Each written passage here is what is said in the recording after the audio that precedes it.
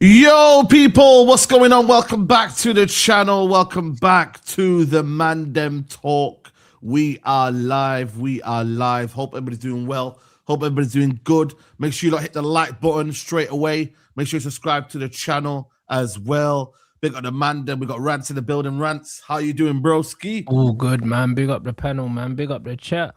A lot to talk about, bro.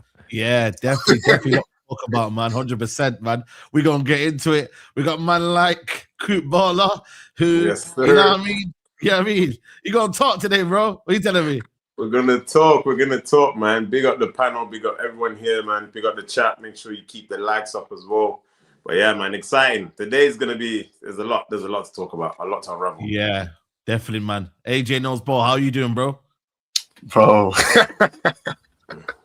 We're going to talk today still. We will. We definitely will, man. Big up to you. And we got a man like Staffy as well. You get me in the building. Staffy, hope you're well, man. Hope you're good. Yeah, bro. Just building relationships with Tchouaméni parody accounts. You know, we're going to need that PR soon. So I'm working overtime for United. Come on. Big up, man. Big up to everyone locked in. Make sure you like I said to you, hit the like button on the video. Just before we get on to the subject, Champions League, are we happy that's the final? Obviously, we're not happy Arsenal are there, but I think that's the best scenario everyone could have wanted, isn't it? Arsenal PSG, because we know what's gonna happen next. We know what's next. Yeah, but you know what I mean? We wanted PSG Bayern as the final, but considering it is what it is, for sure. Yeah. So I ain't gonna lie to you. I think with Bayern, you know what it is? Bayern's defense just let them down, bro. And obviously, at least they didn't turn up. You know what I mean? Their attack didn't really turn up, but really and truly, the defense was the problem, innit? You feel me? And that there is a big issue. And I think Arsenal could exploit that. So really and truly, with PSG, it's one of them ones where fit and fire in PSG, I know they're going to be on smoke. You know them ones there. They'll rest all their players until the final. And also, defensively, they were good yesterday. I can't lie. They surprised me. They surprised me a lot, bro. Especially in that second half, bro. After they got the goal, they kind of just shut up shop. And I was surprised. I didn't know they had that in them. I'll be honest. Yeah. I can't lie. Go on. Yeah, I was going to say, it showed a lot of maturity, especially from quite a young team, but it obviously shows that, you know, they've been there because they won last year, and Enrique himself actually showed a bit of pragmatism.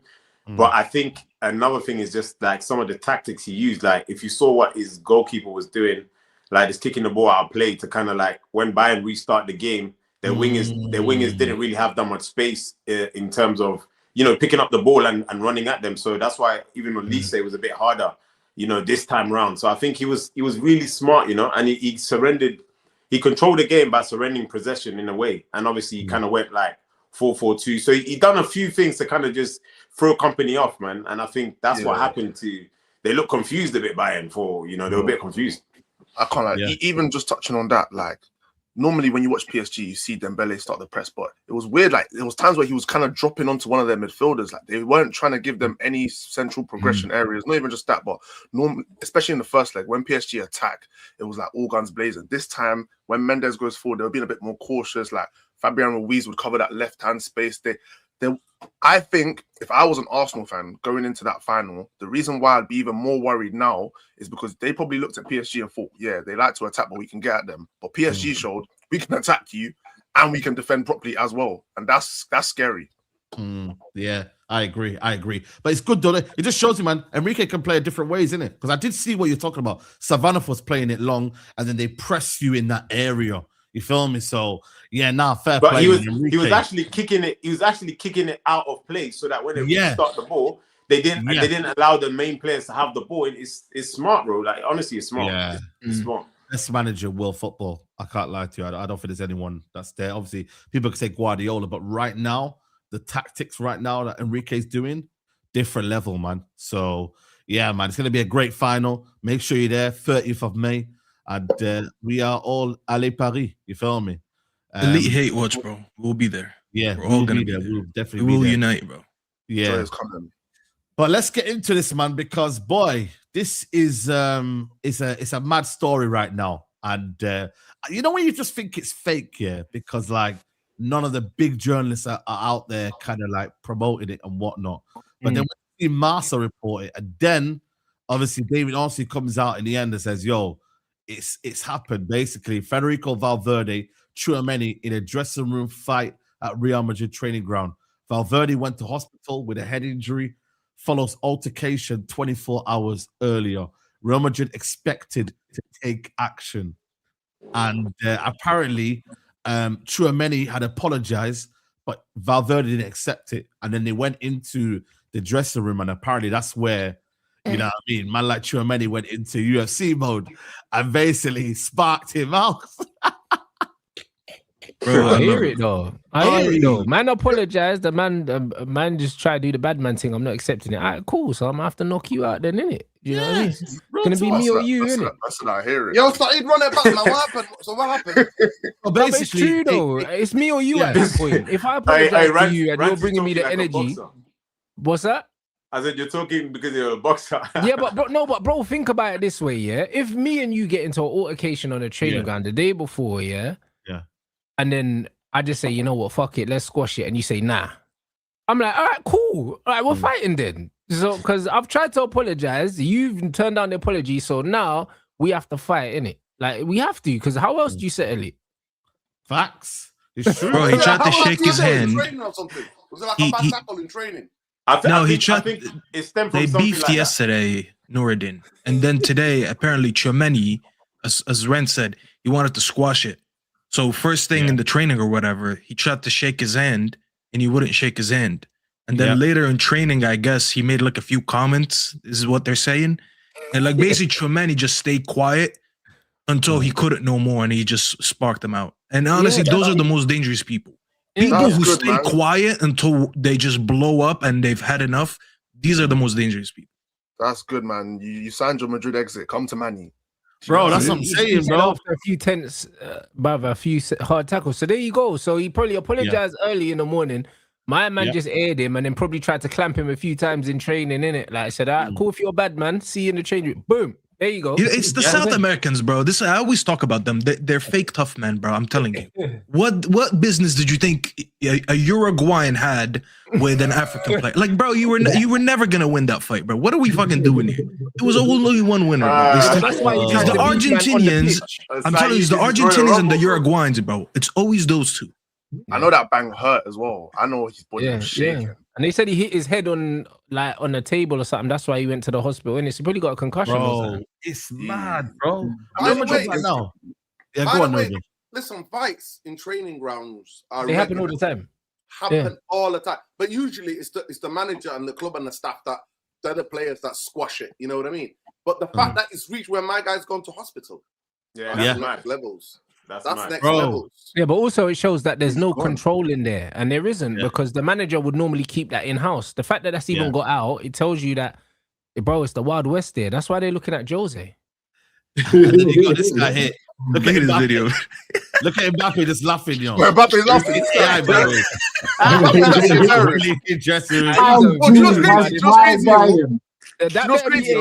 Mbappe probably ordered the hit. Bro, apparently it's real, bro. Apparently it's real. He probably ordered the hit.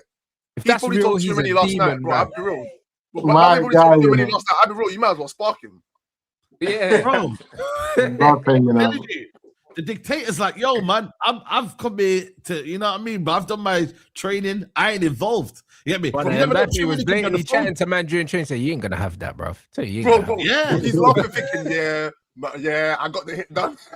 Smoked him. That's crazy. And you know that Valverde is like literally like one of the favorites at the club, bro. Tchouaméni's he's leaving. He's the captain, bro. Hey, Rand, you just wanted to leave, innit? No, but he's done, bro. Like, brother, listen, think about it this way, yeah? Bare murmurings of him leaving, blatantly from his agent. And then Real Madrid say he's not going nowhere. Then he sparks someone, brother. The bro's trying to leave. It's big. It's hard. It's hard to stay in the club. It's hard to come back. That's like punching Sergio Ramos, bro. Yeah, they smart, man. Straight after that, brother. Come on, man. He's trying to. It's hard to come back from that, bro. He's done it on purpose. I don't care what no one says. He thought, you know what? Cool. You get me? You won't let me leave? Cool, man. I'm gonna leave out the front door, really. If you don't let me leave out the back door, it is what it is. Listen, bro, if anyone from United is watching this show, go sign him and give him the number 16. I've seen it. Just sign him and give him the 16. I've seen it. He picked the one youth that he knew he couldn't bang. In that whole team, you could have banged Huijsen. No one would any of them. Bro, you saw what Rudiger did with what's his name? Alvaro. Apparently he slapped him up. Apparently he slapped him up in training as well. That's what I'm saying. You can slap man like Alvaro. No one gives a talk. Bro, reading the news was the funniest shit. The way they worded it, they said Rudiger slapped him so much that the team had to step in and tell him enough. Like, what do you mean enough? And you can imagine Rudiger as well. How many slaps did he catch? Multiple times, you know, just chatting to him, just slapping him like, you little dickhead. Bro, just slapping him up. Bro, his team had to come out and say on Instagram. Imagine your team coming out and saying you got slapped up on Instagram. That's your PR? Bad. That's Civil War. That might be Civil War. Civil War, man. And who's creating Civil War? It's killing Mbappe. Nah, allow Mbappe. That's my guy. Allow Mbappe. I don't know if you can put it all on Mbappe's head.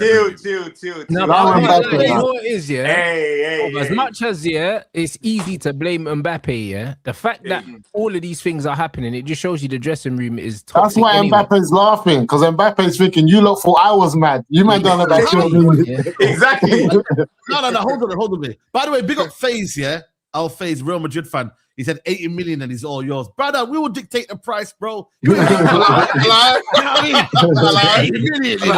That's an 80 nothing, bro. You get me? You ain't dictating nothing. But bro, that's 18 million euros. 18 million euros. Bro, that shit went down by half today. That shit was 80 million maybe last night. Chop it down. Yeah, man. But hold on. The harmony, Musa, you say that, but the harmony was that they won the Champions League before he came in. They've won nothing since he's come in the door. Nothing. But he doesn't care because he's let off shot. He don't care. He's done his job. He's looking around like I've done my job. I've scored goals. I don't know what you lot on. He's done his job. Luckily, Musa, this ain't basketball. You can't just put up your points and you wash your hands. He's done his job. He doesn't care. He's up front. You see what Mbappe was signed to do the hardest thing in football, and that's to put the ball in the back of the net, and that's what he's done. Like him or hate him. He was signed to bring Champions League, bro. That's why he was signed. And that's not, brother. How's he gonna do? He's gonna go and rob the trophy. He has to put the ball in the back of the net. I know, but that's not how Madridistas think, bro. That's why they want him out of the club, bro. They're moving. Let me show you the signature. Let me show you the signature right now. Yeah, you tell me if he's like that Real Madrid. Let me show you the signature. Because he has got a Saeed, bro, when did you become a politician, Saeed? That's a politician. Hey, I'm telling you, what's going on? This fan base is mad. They were booing Ronaldo, bro. They were booing Benzema. I'm telling you, that man built Ronaldo, Anelka. No one's safe at Madrid, brother. Nobody. They do not care, bro. Ronaldo was putting up like 70, 80 goals, bro. They didn't care. They were booing him. 30 million signatures, for him to leave Real Madrid. You know how mad that is? 30 million. There's bare bots. There's bare bots, man. There's bare bots, brother. No bots. That's 30 million signatures that I've been telling you to leave, man. I'll give you another one. That's bare Barcelona fans signing that, mate. Yeah, of course. But one thing I'll say, even to the point now when and Coupolo, you'll be attest to it. Real Madrid won one game, I'm sure, with Mbappe in the team. And they were on a good run without Mbappe. As soon as Mbappe came in, they started losing the game. Am I lying? No, it's the truth, because obviously, it's obviously a thing where when Mbappe is not playing, Vini's the main guy, innit? So when Real Madrid play with Vini as the main guy, everything goes through him. When Mbappe joins, Vini stops doing the things he normally does when Mbappe's playing, and they kind of sabotage each other's game. Like Mbappe won't make runs that he's meant to make. And Vini won't make runs. He will just stick on the left. If you see when Mbappe and Vini, when Vini plays without Mbappe, he even makes central runs, bro. Most of his goals are like central. When Mbappe's there, bro, he will not make. He will just stay on the left. Yeah, but remember when they had the Galactico? Yeah, the Galactico era didn't really win bare trophies. Nobody was saying this because of this person. They didn't hate each other, though. No, but I'm just saying, but not put that aside. Nobody started blaming individual superstars for why they weren't winning stuff. I just feel like the Mbappe thing's lazy. There's issues going on. They need to make it work. If you've got that level of player at the club, make it work, blood. Because Barcelona's not cool. Barca turned up. I know we did it a couple seasons ago, but this year they definitely. I think they kind of sacked Alonso too quick. That's my thing, anyway. Yeah, Alonso still had more about it. Do you not remember what happened with when Vinny got subbed off in our Clasico, bro? And then he was doing that tantrums thing and all that. Yeah. They compared it to Dembele yesterday. Yeah. That's what I'm saying. Yeah. So at the end of the day, football is a team game. It's not an individual sport. If it was tennis, I would hear it. But bro, you can score as many goals as you want. If you can't find a way to make your goals make your team better, bro, you're not doing your job properly. But that's lazy though. But to say Mbappe is the reason Real Madrid are not winning, I just feel like that's mad. It's him, yeah, but one of the best Carnage, you know, football Carnage, the Madrid fan. Yeah. He's been saying for the longest, and you know he's a Madrid contract. He's been saying for the longest, Mbappe is the worst signing for Madrid. How they set the team up, it doesn't get the best out of Mbappe and the team. But to go on like he creates the whole, you know, the tactics and what's going on is just madness. Mbappe imbalance because he's something that's there now that wasn't there before. Whether you like it, of course, I get that, but they need to bring a manager who's going to get the best out of all of that. To go on like there's no manager in world football. I don't think there is a manager on this planet that can make that work because the chemistry is just simply not there, bro. Brother, just give them the shots. The champs will make it work. Don't worry about it. The thing is, Deschamps will put Mbappe where he wants to play. That will exactly. Which means someone's got to go. You got to make. That's what I'm saying. You can't have all the best things in life. Something's got to go. You see, someone's got to go, but he's the last in the door. Yeah, I know, but that's what I'm saying. But he's the new shiny toy. The like, it is what it is. Like they were winning before him. Vinny was killing it before him. But why do they buy it then? Why buy Mbappe if you're winning before him? This is Madrid. That's the Florentino Perez thing, bro. And that's what I'm saying. So he's got to sort it. Yeah. So he's got to sort it. I agree. Let me just say this. Run is going on like the HR in the company when the company's about to fold. Last in, first out. It has to be, bro. But Mbappe's not going though. The thing I'll say, I know a lot of it's internet games, innit, and all of this. There is definitely a balance issue because Mbappe doesn't want to stay in the center, right? They haven't got midfielders and creatives and tens that can bring the ball to him, and they haven't got a manager that's got him with enough stature to tell him, listen, you stay to the width of the box, we get the ball to you, that's what you do your damage. He doesn't want to be the lone guy. Wayne Rooney had this problem at United. Fergie forced him to play for a season as that centre forward alone. He hated it. He wanted to always come back, get involved in play, get and touch the ball. He's a certain players there, they get bored. There's certain players who can wait all day. Romario was the perfect example. You don't see him getting involved in play. You see him up there, and I'm talking obviously a lot of youngsters. Romario, one of the legends. I don't think that's necessarily the problem, though. Let me just say, I promise you, I watch these games. I watched them in the Champions League, and then I've read, like threads about Real Madrid players and people who analyze Real Madrid. They said he's getting in the way of the midfielders like Jude playing there. He's getting in the way of the place where Vinny was to drop. He's coming there. And players who are in the Real Madrid team don't know who to give the ball to. So he shouts at them. He's like, give me the ball. That's what's happening because this was always going to happen. I remember before Mbappe went there, somebody was analyzing Real Madrid and saying, actually, Mbappe, similar to the French team, he can't play. And the same thing at Paris Saint-Germain as well. He was never going to be the central striker. He likes to drift outwards. He likes to go left. He likes to go right. So the best thing that suits him is that players who are going to shift, who are going to alternate and move as a dynamic. That's what he would be good at. And that's what Griezmann did for him. That's why Olivier Giroud kind of did for him. So you need that. And you could argue that his best times for the national team, he's played on the wing anyway. He hasn't been the focal point. Yeah, on the left. Exactly. And the right, bro. He played on the right when they won. When he won the World Cup. The thing is, when Mbappe was playing at his best, he wasn't playing the way he plays now. Like he used to work a bit more than he works now. 100%. He's playing as a winger, bro. He's trying to move like he's luxury right now, and that you can't move like that. Bro, Dembele's saying if you don't run here for Enrique, you're not playing. You're off the bench. Yeah. But I think there's a bit like something that Nuruddin said as well, which is important. Vinicius Jr., when he's playing with, if you see the Champions League campaign 23-24, when he was playing with Rodrigo, they were interchanging, they were moving. Everyone was moving all over. As soon as Mbappe came, he became a bit more stationary. And obviously, Mbappe is one of them strikers because people are like, oh, you need to play central and all that. He doesn't want to play with his back to goal. He can play on the last line, but he likes to shift to create space for himself. Like, that's how he plays. But then you have to link up. If you see how them two play, they don't link up.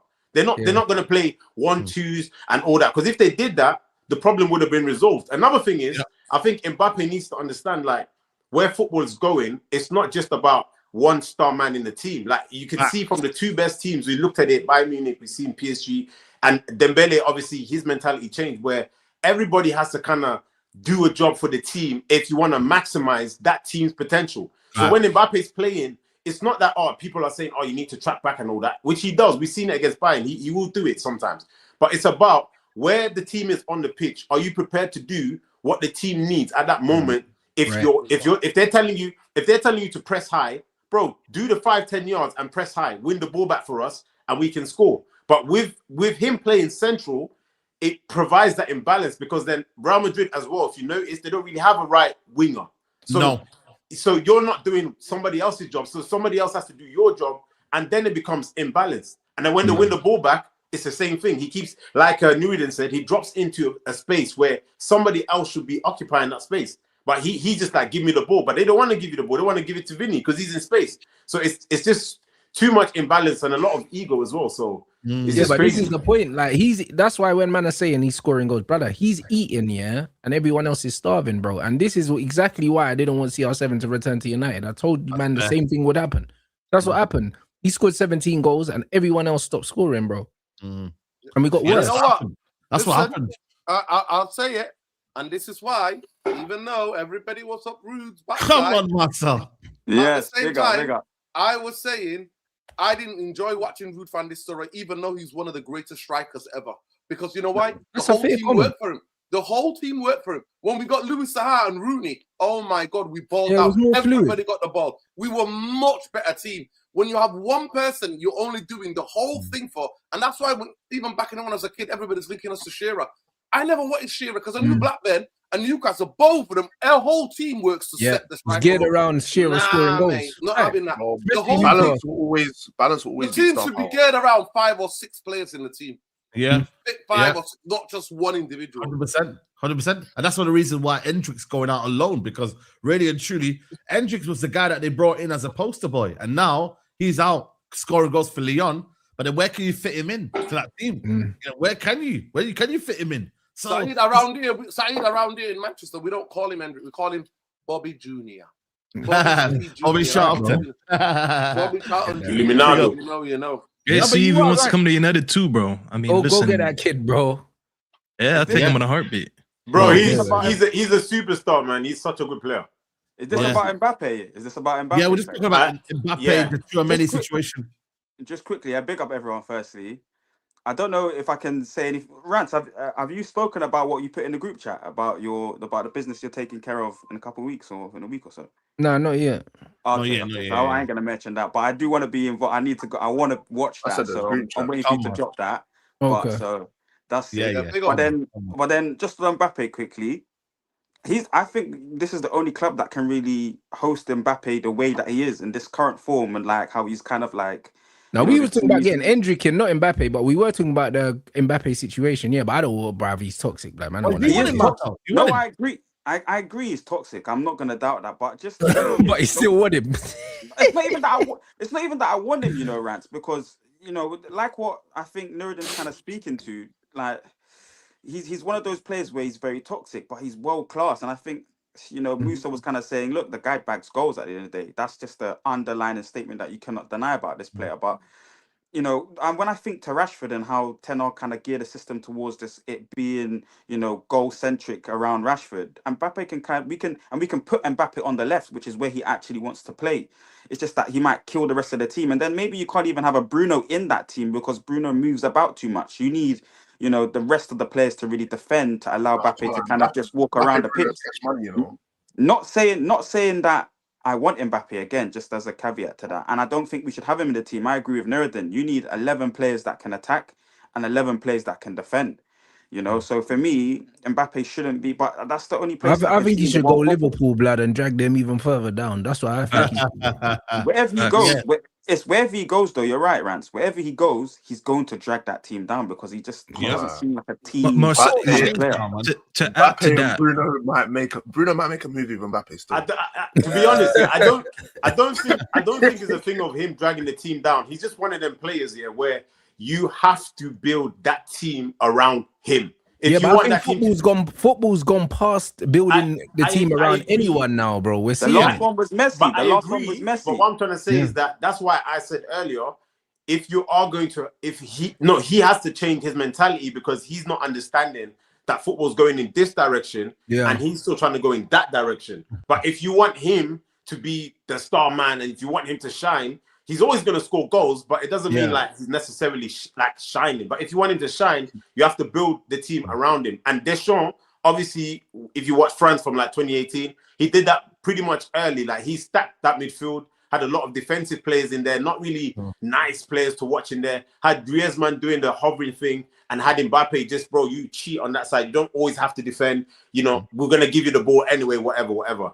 International football is different, don't get me wrong, because it's moments that make the difference. But our club football, it's not necessarily like that. So that's why you see there's a lot of struggles with teams that have Mbappe in the team. And if you want to have a team, you need to also have players who are just going to run for him. And I think Noureddin said this. You're just going to have players who are going to work for him. You can't expect him. And that's where the struggle is because I don't think football's going there anymore. So yeah, you know what? Jurgen Klopp, I think, had that with Salah. He even risked Mane and just said, you know what? I'm going to build a system around allowing you to do what you got to do. But like you said, I agree with you. Like football, for me, Messi was the last one. But obviously, I just thought about Salah there. But it's well past that, and you need 11 that can attack and 11 that defend. And but you see why Messi got away with it is because Messi actually links up more. Mbappe doesn't. Yeah, 100%.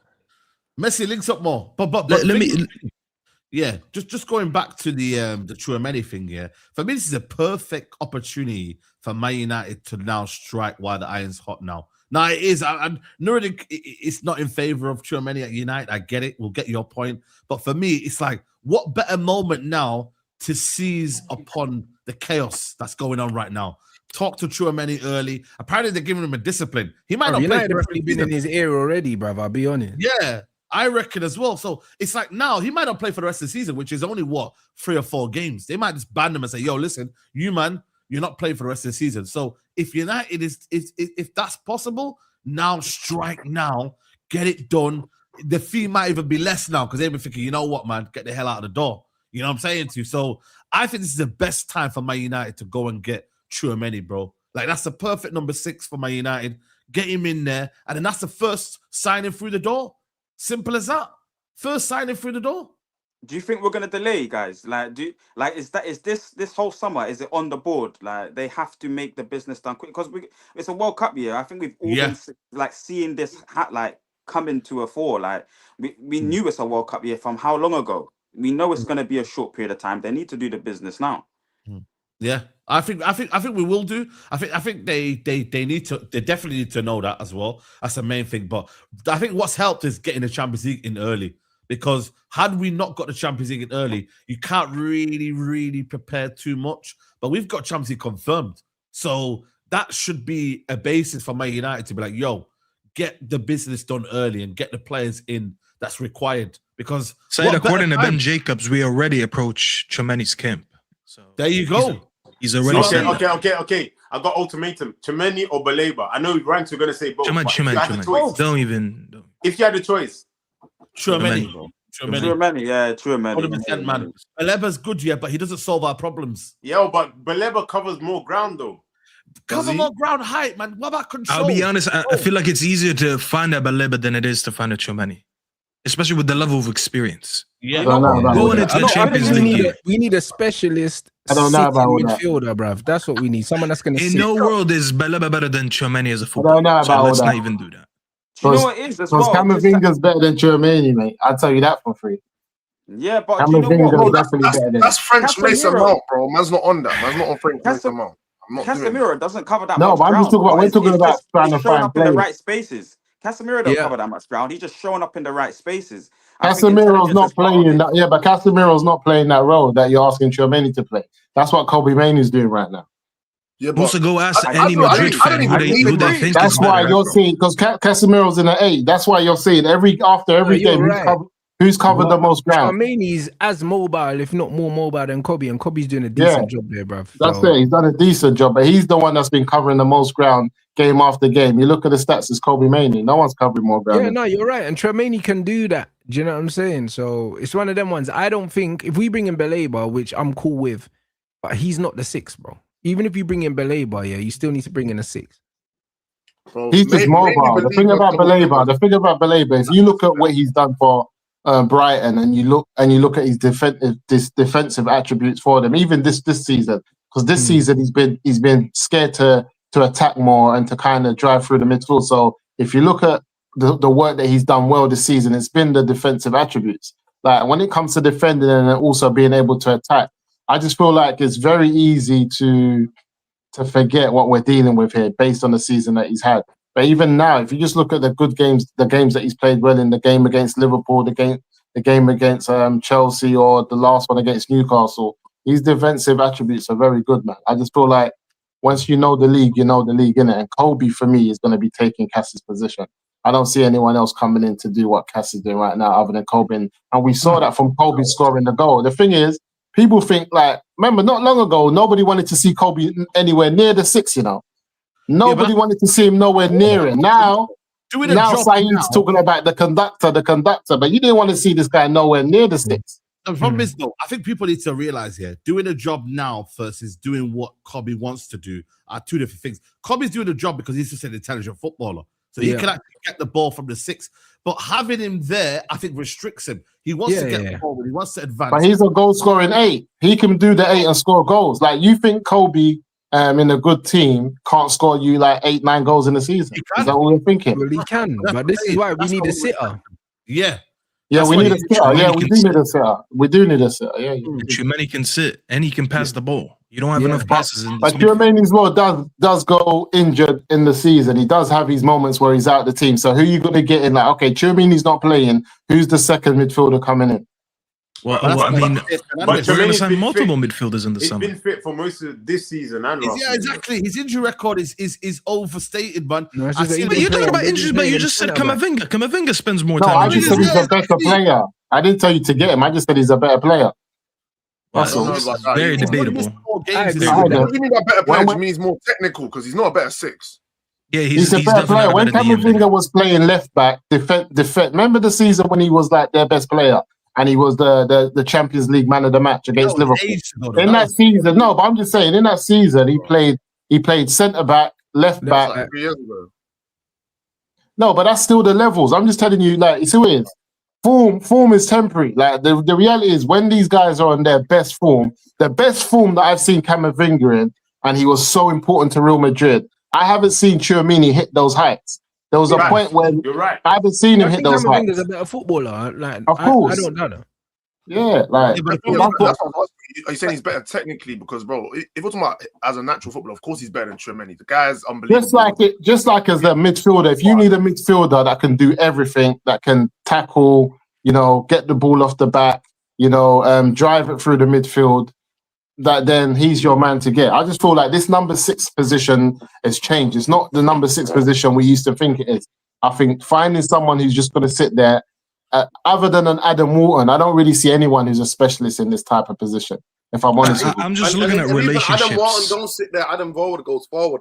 I agree with you, Musa, that the position, this idea that Makalele kind of that don't exist now. It don't exist anymore. Yeah. And I think a lot of people's obsession is this number 6. No, there are players that can function and play multiple positions, but who, to me, in terms of the Premier League, is about the robustness. Can you get about physically? Because Bruno's going to stay.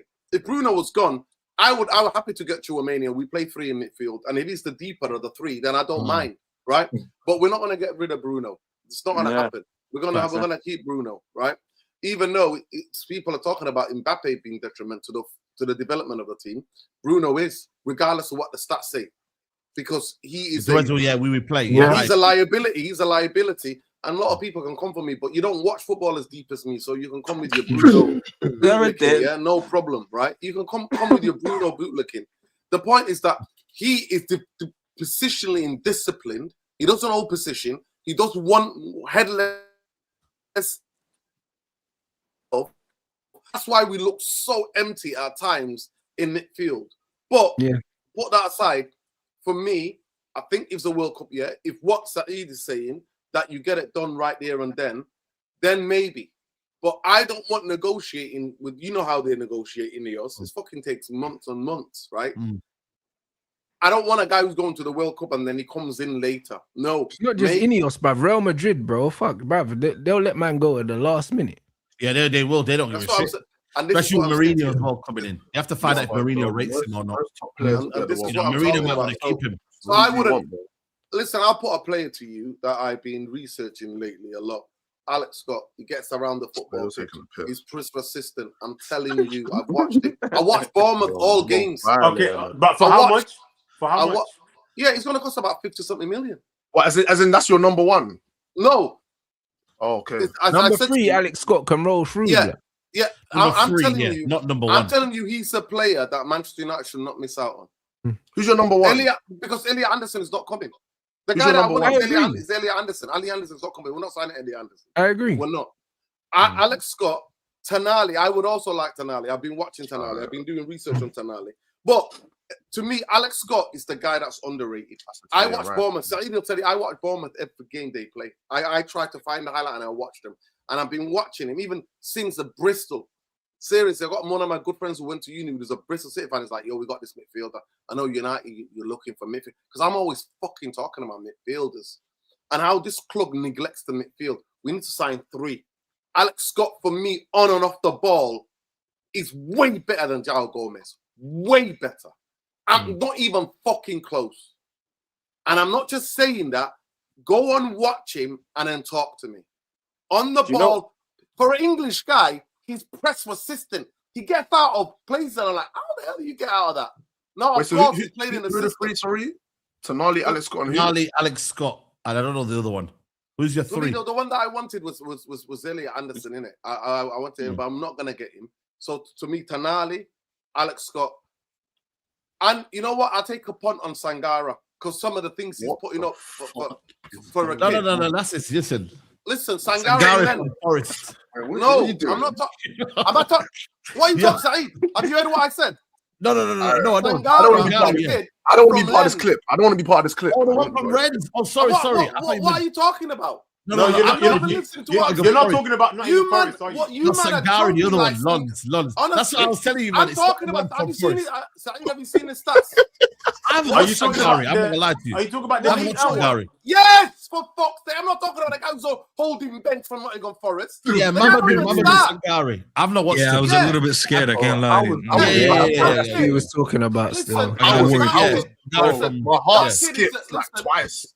That's a kid that I would make a massive chance on because historically it shows people who play in the midfield from France translate well to the Premier League. That's true to a certain degree, man. But I don't think we can afford to take a punt on 2 out of the 3 midfielders, bro. We need 2 sure things, blood. So that's what I'm saying. We can't be.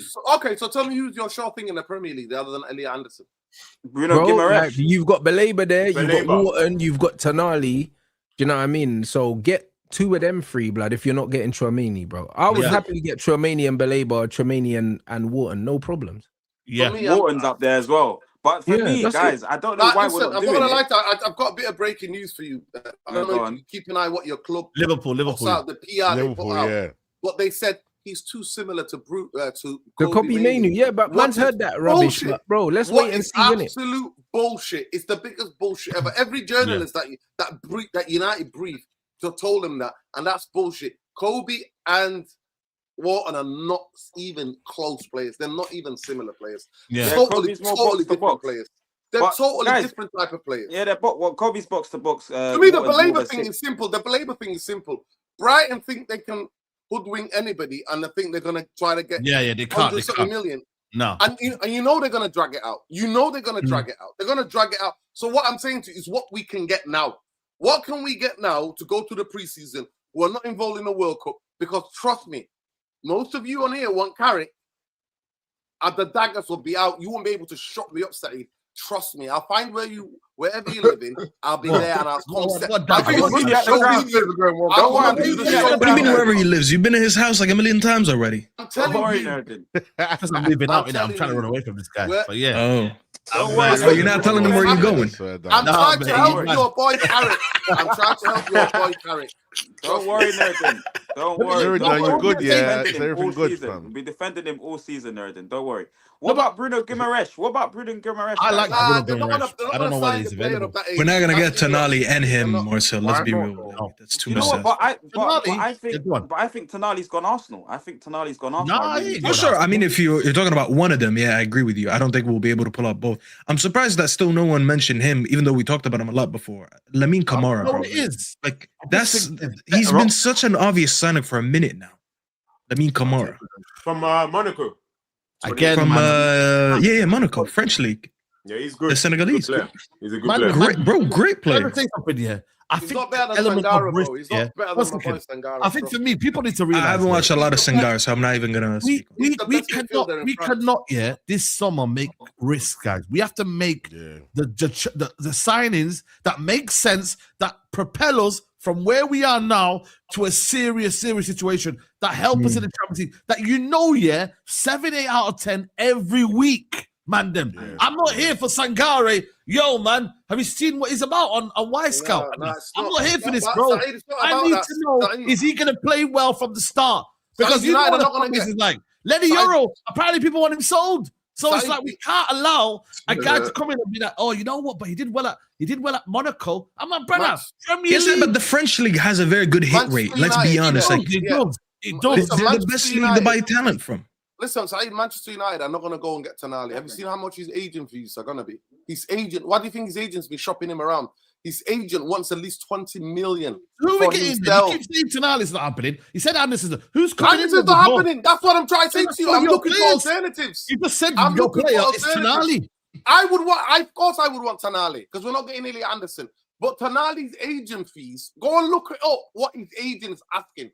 And that's why we heard in January he was shopping him around. That came from nowhere because it's about his agent and his fees. I knew that. I thought the Premier League cut down on all of that. He won't be the first agent. He won't be the first agent to cut down his fees when a big move comes in. He won't be the first. Manchester United will get Baleba if United are serious. Because now, what they did last summer was they waited until the end. This summer, they're not doing that. So Baleba's not got no World Cup. Yeah, he's out of the World Cup. Tonali, if they wanted to get him, they're not in the World Cup. Yeah. The other one, Tchouaméni, will be the longest because obviously it's Real Madrid. But two of them now are easily getting. Mateus Fernandes, West Ham, they're getting relegated. Look at him now. So they're gettable midfielders. So as much as we can say, oh, we can't get this, we can't get that, these are gettable. The first summer, we'll actually feel confident we're going to sign at least minimum 2 midfielders. Whether we get the third one, I don't know. It might have to come from a sale of a guy. But United are getting 2 midfielders. And we're blessed that there's a lot of choices available. So I'm not bothered. If you want to go get Baleba, Tonali, I'm happy with that. But as long as, for me, they're credible, they play in the Premier League, and we know what they're about. We know what their skill set is. We know what they can do. That, for me, is the most important thing. I'm not here for project signings now. I'll be real with you, man, then. The project signing can be a bonus, not the first signing. The first signings have got to be secured. We know what they're about. 7, 8 out of 10. Simple. So, I don't know what I agree with you fully. Yeah, with the financials though, I only think we can get 2, which means somebody from the youth team maybe just to get promoted. Because I need fullbacks as well. You're a spokesman for Ineos and Glazer. I love that framing, fantastic framing. The money, what does that mean? Yeah, I just you represent. Just say I'm Marcel. I represent Ineos and Glazers. Yeah. I'm Marcel. I represent Ineos and Glazers. Now the money, now the money. Now let me finish. Now the money situation that we're currently in, Nuruddin.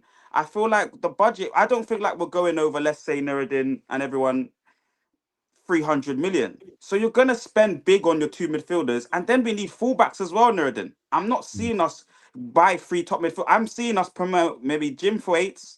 I want maybe Toby Collier part of the situation, something like that. I'm seeing 2, like what Saeed's saying, proper guaranteed footballers that can play, within the Champions League and the Premier League, whether that's a Wharton, okay, Ali Anderson's everyone feels like is a dream. I want Bruno Guimaraes. People are saying Tonali, but a big name player, and then a second one that's fighting for Kobe's position or somebody else. And then it's going to be a youth team player because you need to spend bigger than everyone else on the fullbacks. We can't have Luke Shaw. I don't believe the manager feels the way you feel. The main fullback next season. I don't believe the manager feels the way you feel. I don't believe, and this is one of the things that maybe makes us, I don't know, have a little bit of an issue with Michael Carrick. But I don't think Carrick looks at Luke Shaw and says, I need to replace this guy.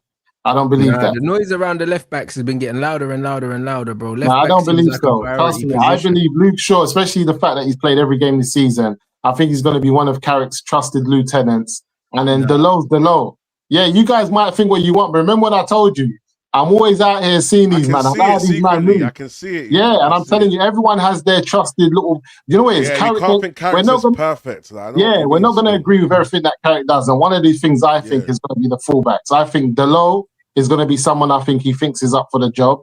And you know, even if I don't rate Delow, Delow loves the club. Delow and Shaw, you think he's going to trust both of them? Yeah, I think he trusts both. I reckon it's Shaw's space that's up for grabs, bro. The right hand side. I think one. Yeah, I just think one. The right hand side. I don't think he's trying to replace Shaw. I think he wants to get Shaw competition. But Shaw is his starter. If Shaw is at the club, he starts for Michael Carrick. And I don't let you man know that. I don't know if you can say that he's a guaranteed starter when he's the only one there. Like, no, I'm just saying he wants competition for him, but he's not replacing him. Meaning he might get someone who can come in and compete with him. Whereas we're talking about we want someone that's going to start, and Luke Shaw's going to be the backup. But I don't think he's going to be backup.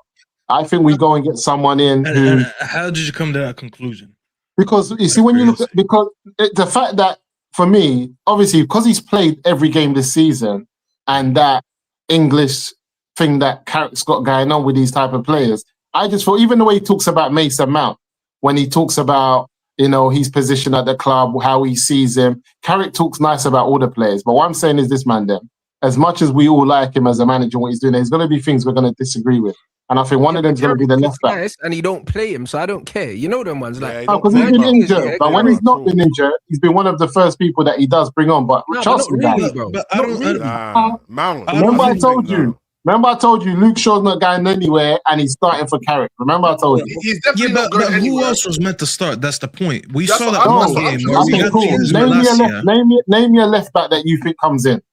Lewis Hall. I'll give you a very good example. Out with Eddie Howe, bruv, and we've been linked to him, bro. So thank you. I was about to say that. You think Carrick would turn down a chance to sign Lewis Hall to replace Shaw? I don't think we signed Lewis Hall. How much do you think Lewis Hall's going for? Well, right now he's falling out with the manager. I'm just giving it a hypothetical. But how much they want? They want like 70, 80 million. We're not buying 70 million for a backup left back. He's playing behind Dan Burn. So we're not getting. They ruined this stuff. But you know, you got to remember the man. We don't really buy for the man. It's irrelevant what Carrick thinks. If I'm being honest with you, if the recruitment team see that as a, and also you got to remember, Jim Ratcliffe spoke about Luke Shaw as well. You know what I mean? He did when he first came in. When he first came in, so I feel like 50 mil, bro. Yeah, I think for me, it's irrelevant of what Carrick thinks. I think they got to look at the left back area as a crucial area to be like, you know what, Dorgu can now be. Brother, Dorgu's left back, and he's not playing there in front of He can play also be left wing, and that he playing him on the wing. He hasn't used him as left back once. Yeah, but he can play left back. He can play left back. I think he can, but I'm just saying Carrick never did that.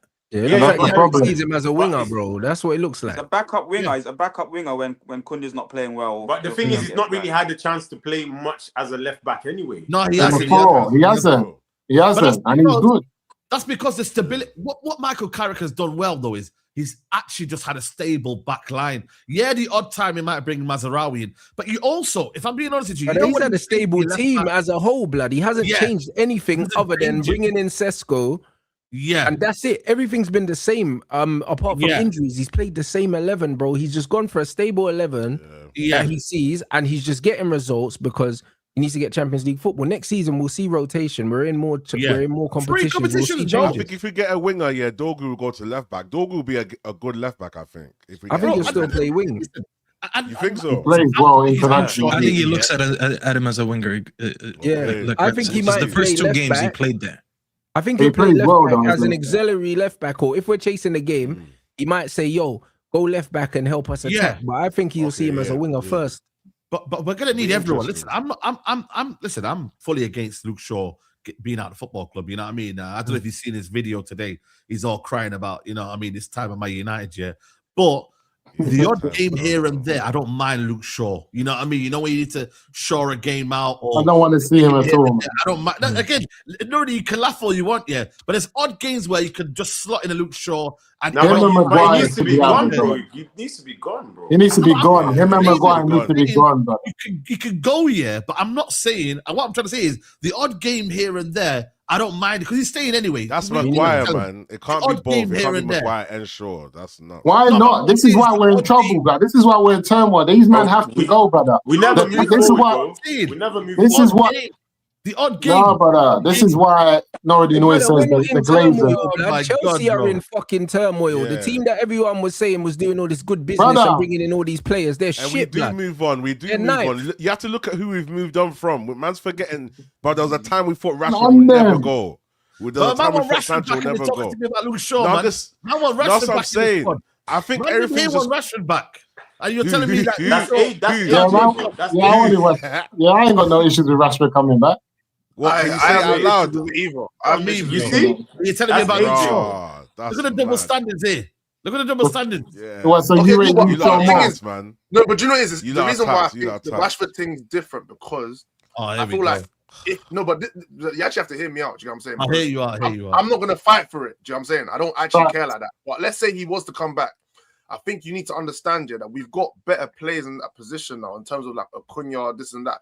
Rashford, we used to rely on him. So if Rashford don't play well, it's hell. If he comes back to an actual, we've got more than enough attacking depth now. We've got players that can't even get on the pitch that some man rate. So it's like if Rashford's one of those players that actually have to fight for position, we'll probably get better performances out of him. That's what I'm saying. Yeah, 100%. That being said, get Rashford out of here, bro. Like, man, when you look at man's salary, when you look at everything, and what number is he going to be? What number will he be when he comes back? 14. Brother, we're in a new time now, bro. Man, freshening it up. He's got. But if we're in a new time, what's Maguire still doing? There's Maguire is more useful than Rashford. Brother, I'm right. Listen, I've had enough here of the disrespect. The right complexion for the connection. You know what I hate here? I feel like Maguire look like me and you, Musa. No. We should get rid of Maguire and then bring in Tosin on a free blood. See how that works. I'm just saying. See, you're on heaven. They just got to step up. I'm just saying, young bucks, you man just step up. It is what it is. Yeah, but both of them guys are comfortable next to Maguire. So let's cut the crap. Let's cut. But this what I'm saying. But it's too. Listen. See Maguire. Let's cut the crap. Remember, I told you Champions League. All their players and bring in all these young dons, and they're getting smoked every week, bro. I'm not trying to hear that, bro. There has to be some sort of maturity. There needs to be a spine of players that have been there and done that, regardless of what you think. You don't just bring in loads of new players at once and think it's all going to click. Football does not work like that. Maguire's not that guy, though. He's not that guy. There's a lot worse players than fucking Harry Maguire, in this league right now. Nah, brother. Since Maguire kicked Pogba in the head. Since he kicked Pogba in the head, there's no going back for him. See, we're going back to like 2020, 2021. There's no going back. 2026, man. Let's Maguire, you see what I'm saying? You see the other day against when we have to go. The chats in your clip farming. You see when we had to go free at the back the other day. Maguire was under pressure. I feel like Carrick went free at the back for him because of Maguire. He was under pressure. This renaissance of Maguire came back under Amorim. That Heather Maguire. You know what it is, Mandem? Konate is having a stinker this season, and I bet you Moses says Konate's had a better season than Maguire. I bet you. I'm not worried about Liverpool or anyone else, but I'm just about Man United, brother. Konate is a good centre back in people's eyes, but he ain't had a better season than Maguire. He ain't had a better season than Maguire. Yeah, but he's been poor. I just don't like lies on Maguire. Say you want to sell him, but don't say he's had a bad season. Don't say he's not been playing well for Man United under Michael Carrick. Don't say that. Just be fair. He hasn't had a bad season, but I feel like when you look at some of these games and you look at like the parts of the games that we get into at times, especially when we go like 1 or 2-0 up, bro. See that Liverpool game? You can't tell me that Heather Maguire thing is sustainable, bro. Suppose I got the ball. He done one body fit. Maguire got shot, bro. You can't. Yeah, but you say all that, but he was exposed then, bro. That can happen to anyone, bro. But why? It was a giveaway. But that was too Admiral, It was very poor. Admiral, how was That he was exposed? too How was he easy, exposed? One man running with the ball. And It was a giveaway That from our player. Szoboszlai run was stupid. Still, I can't. That say was that. cool. I like Bro, Szoboszlai still. I like him. Szoboszlai used the run that was on that side as a decoy and cut inside, bro. It can happen to anyone. Like, Maguire always gets done for pace, though. Maguire can't do the pace thing. He always gets done for pace. It wasn't a pace thing. It was just an anticipation thing, yeah. And Szoboszlai, it was.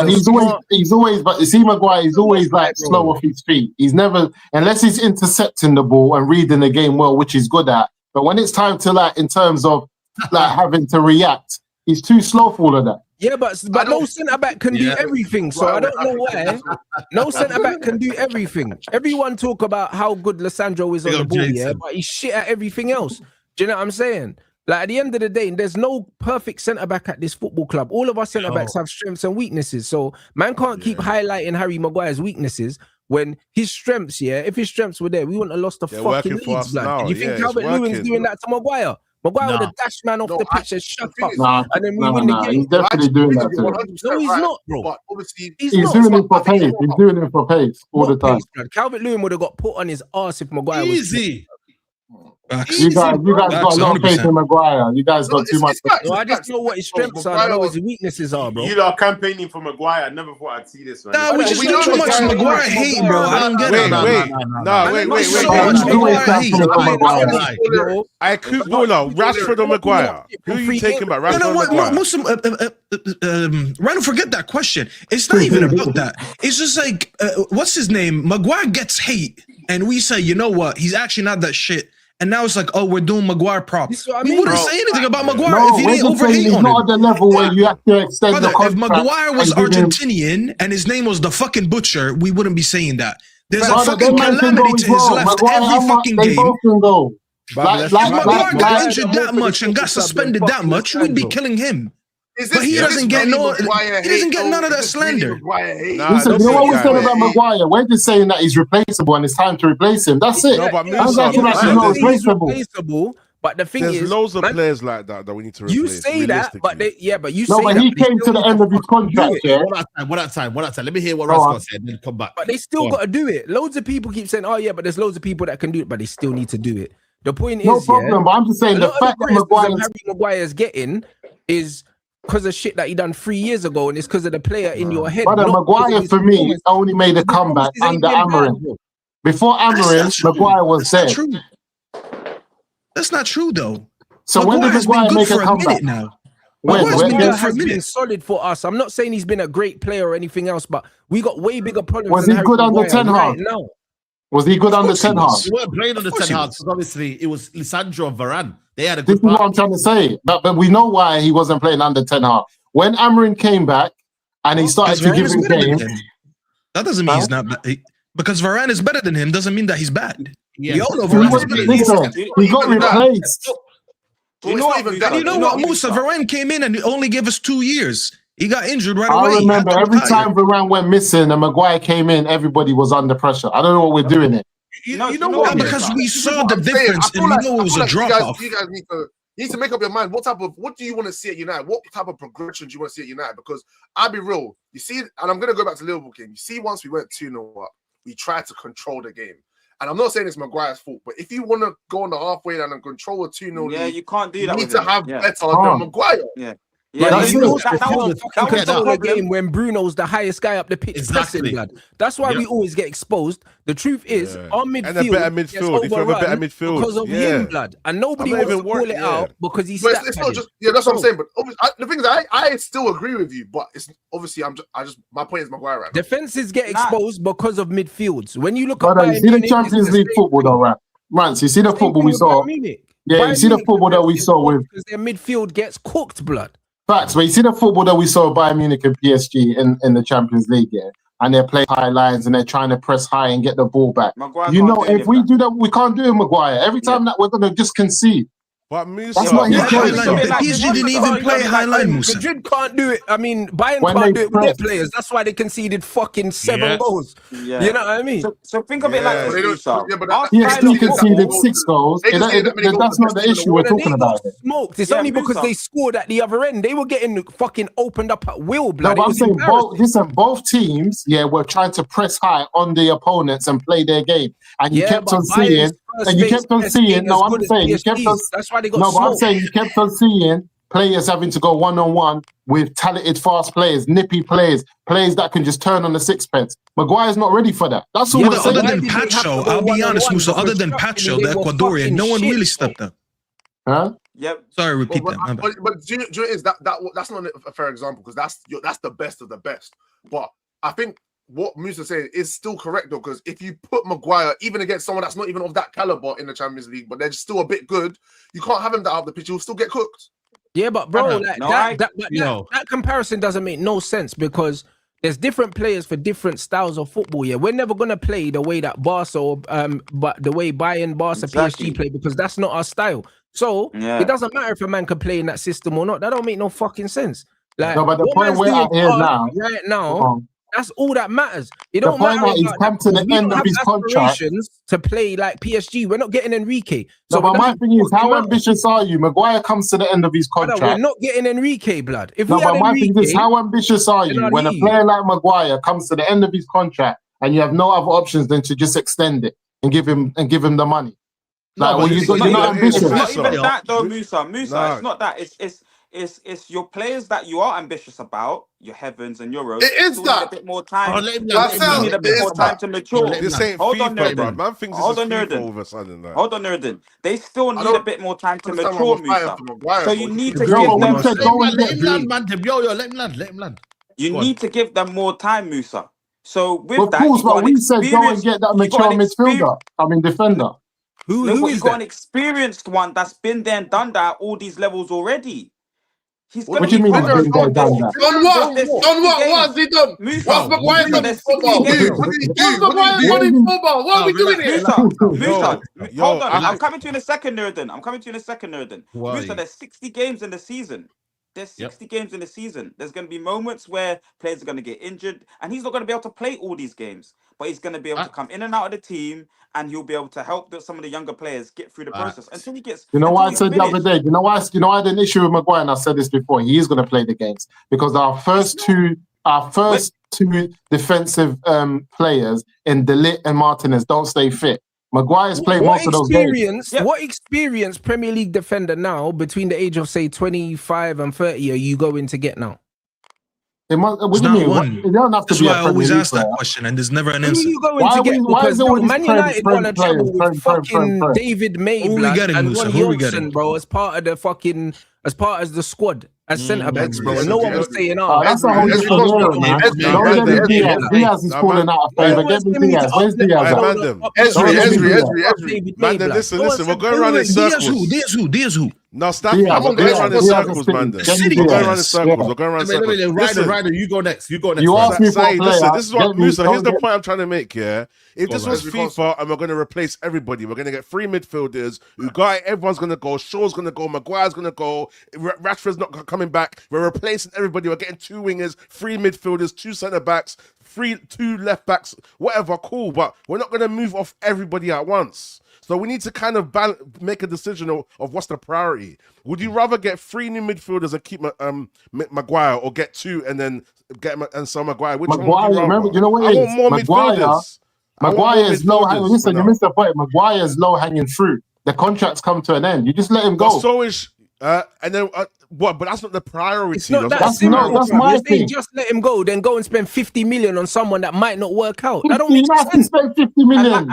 And like you said, Musa, it does matter. But listen, you man just told me that you want someone to come off the bench when Martinez and De Ligt's not fit and to step in. Why you have to spend 50 M's on that? No, but they're not guaranteed to be better than Maguire, bro. It's a fucking risk. Why would you take a risk when you got a brother there that you know one ain't guaranteed? Bournemouth on a free transfer, Musa, but they don't want to. So Senesi now has done it at the high levels of football. But also, listen, Maguire. Senesi's the better player. He's another potential already. Why is it potato? You just said Prem proven. It gives you a Premier League player. I didn't say Prem proven. I didn't say. Nuruddin, how old is my man? Mid-20s, late 20s. He's better than Harry Maguire. 28, 29. He's better on the ball than Harry Maguire. He's the better defender than him, and he's on a fucking free. But they don't want to talk about. We might get him though. We might get him though. No, he's going Tottenham. He's going Tottenham. And guess what? He's gonna go Tottenham and be shit, and then we're gonna laugh. That's what's gonna happen. He's gonna be his own style. Shit. Don't make Harry Maguire is some sort of player. He's not fair on him, man. If Messi was English, we wouldn't be saying that, bro.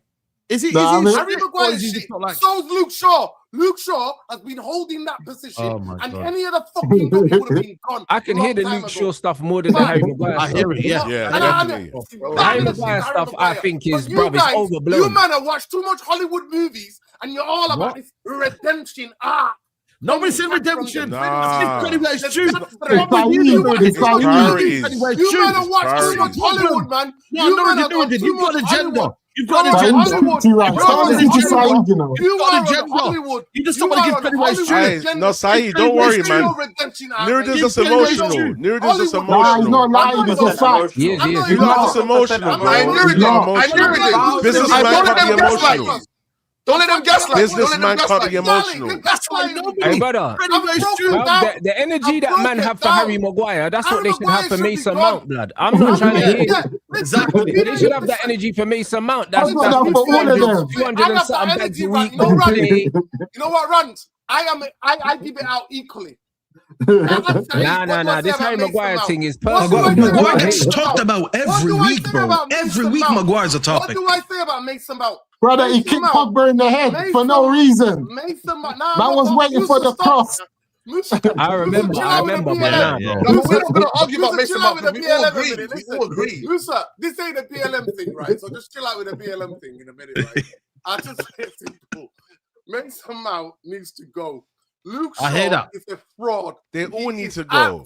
But they need to go, but there's an order in which they need to leave. Priorities. There you go. Needs to go first. Where I agree with Musa is that Harry Maguire has come to an end. We tried to get rid of him a year and a bit ago, and you know what he said to United? Brother, the last 2 seasons is probably the best Harry Maguire that we've seen in a Man United shirt. So all this to me is bullshit. They don't want to hear it. They don't want to hear it. We tried to get him out, right? We finished 15th and lost in the Europa League final to Spurs, but that's the best Maguire. That's because of the manager. Yeah, but that went on Maguire, bro. Bro, but he's involved. He's always involved. The only reason we're in the final was because of Maguire. I swear it was him. See what I mean? See what I mean? We were talking about the final. The whole reason we're in the final because of him. Against Leon. And we forget Maguardinho when he did that madness on the wing.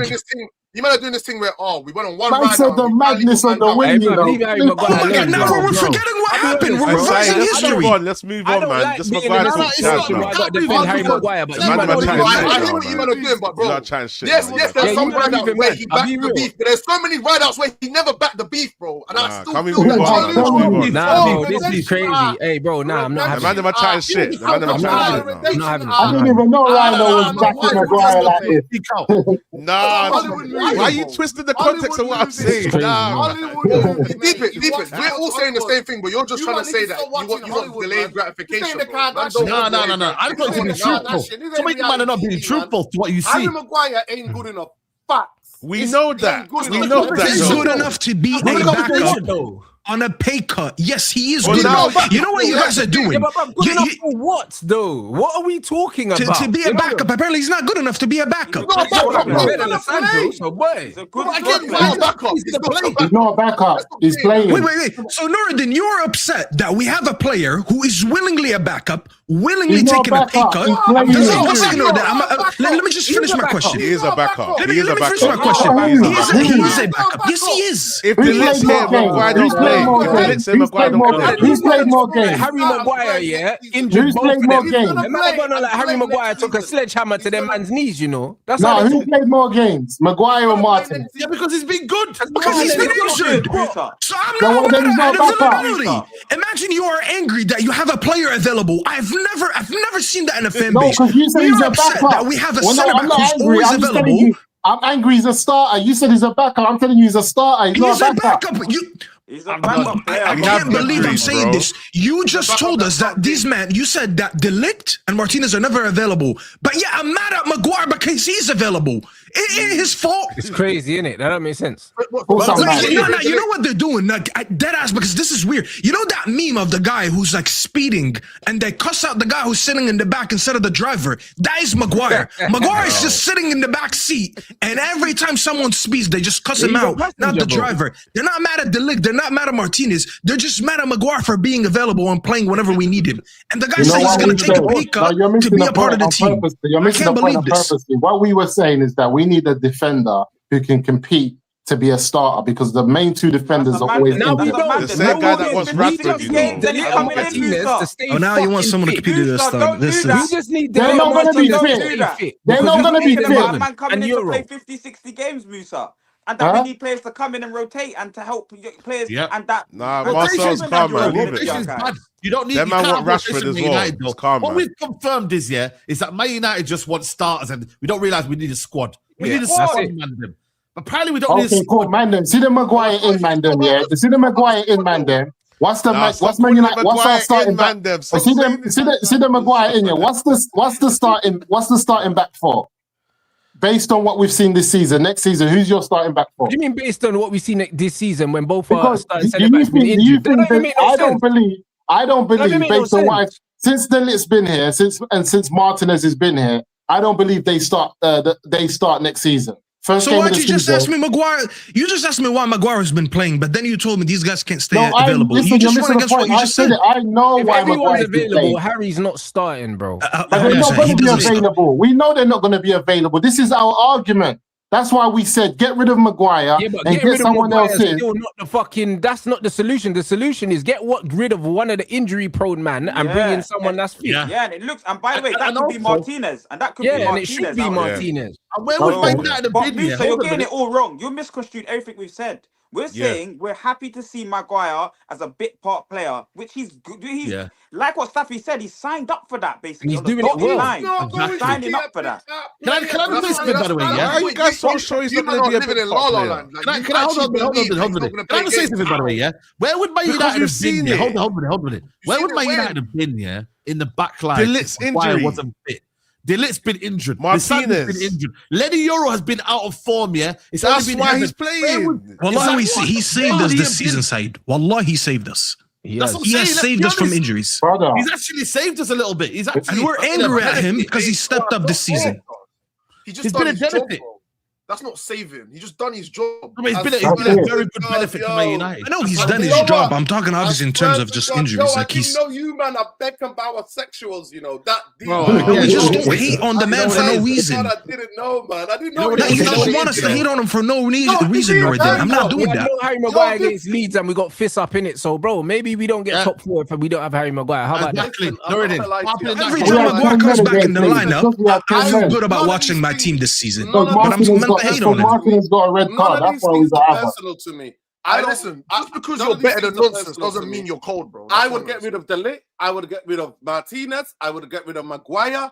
Okay, then bring us. That's a great video game, but FIFA. That's what I would do. Right, say it. There's a pod. Pull up the controller.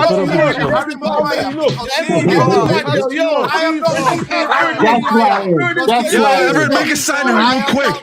Harry Maguire. How many pods have you got? Harry Maguire is fit and available. Yo, give me them pads, man. Harry Maguire.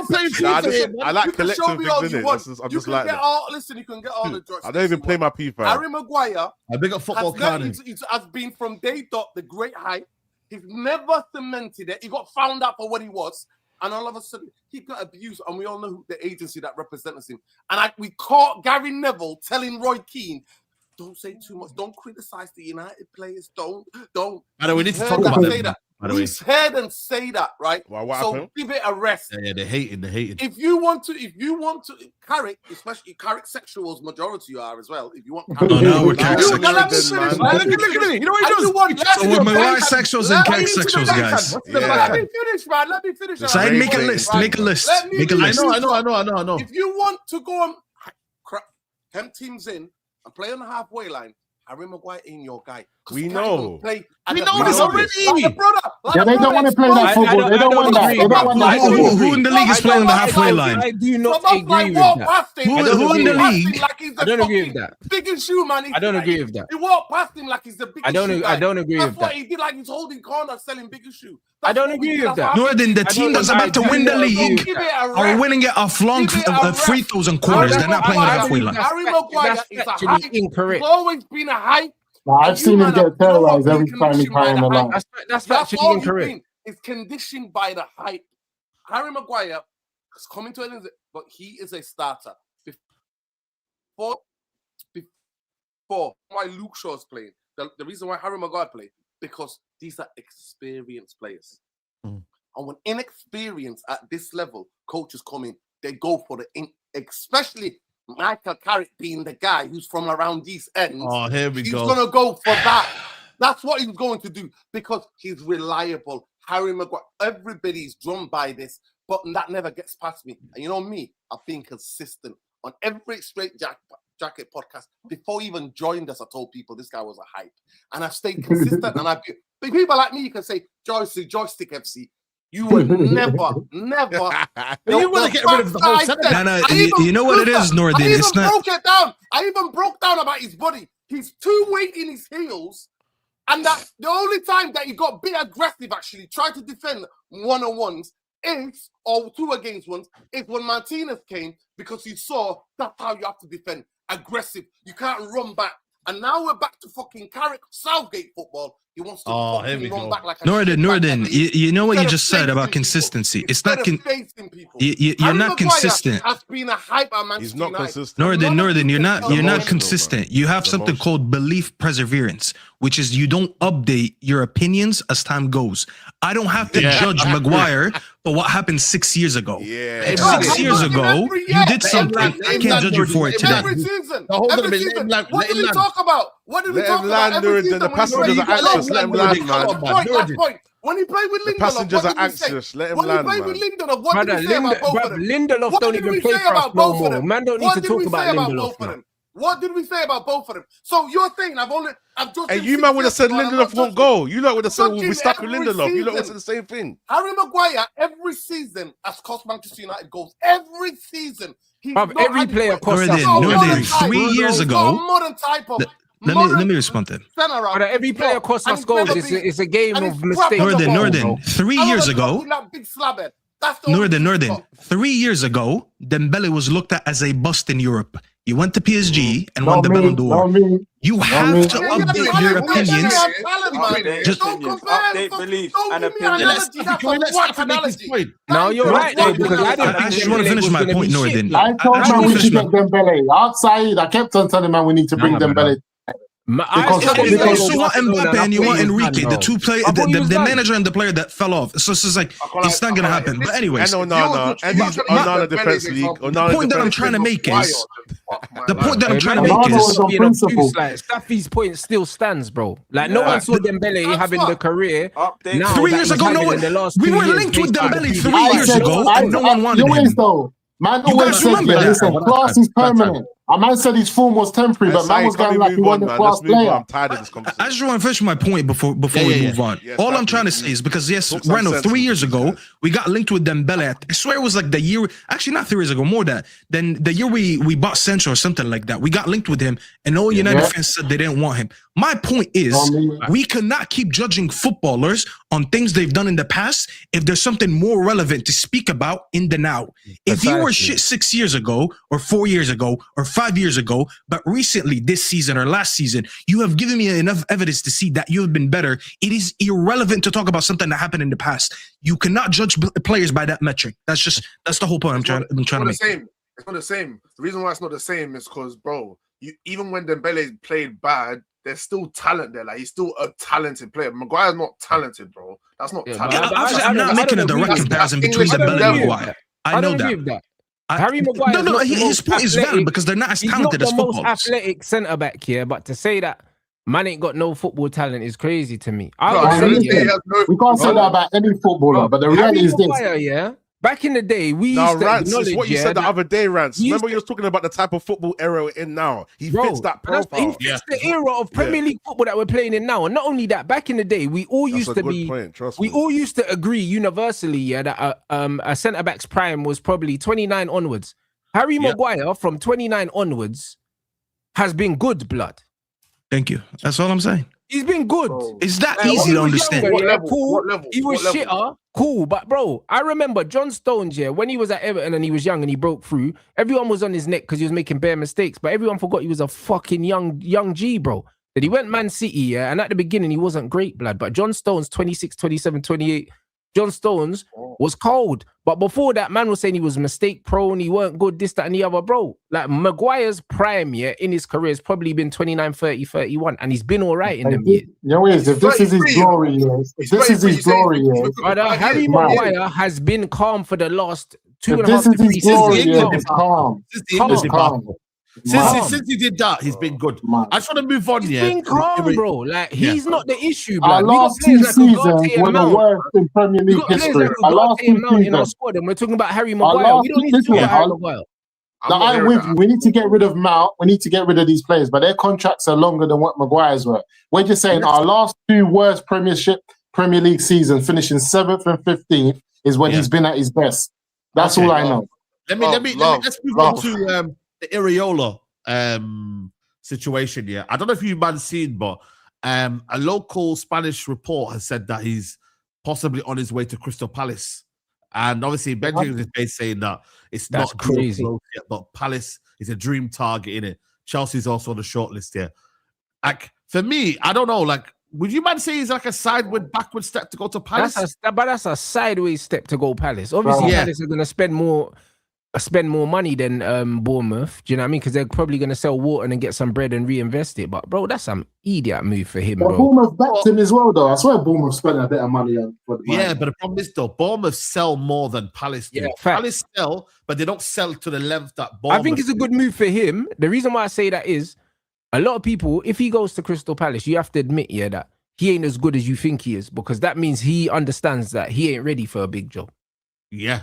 Because why the fuck would you take that job if you got faith in yourself? Why would you take Crystal Palace? That's crazy. Yeah, Man United with all the clubs that possibly could be involved.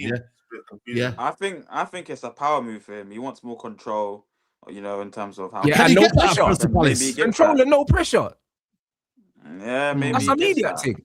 Yeah. The only thing I think of is that Palace have got Europa League possibly next season. Yeah, they're gonna win the Conference League. Bournemouth could. But you got to remember, Palace, I think they're a bigger club than Bournemouth. No disrespect to Bournemouth. They're a bigger club. And I also think, like, it's not like you're going to an Everton maybe or someone like that where the fans are on your case. At Palace, the fans, will be like, you know what? We're kind of cool here. And I think for his development, the guy's only 43. He doesn't need to jump to a Chelsea Man United just yet. You feel me, Mandem? He doesn't need to jump just yet. He could just take his time and realize, I can do this right now, and then I can move to a big club. Because look at Graham Potter. Graham Potter went to Chelsea, and he died. If he goes to Palace and he fails, then it's peak. Do you get what I'm saying? So it's a catch-22, fam. Peak for him, bro. Remember, Glasner's won trophies with these man, so it's not like you're stepping in there with absolutely no pressure.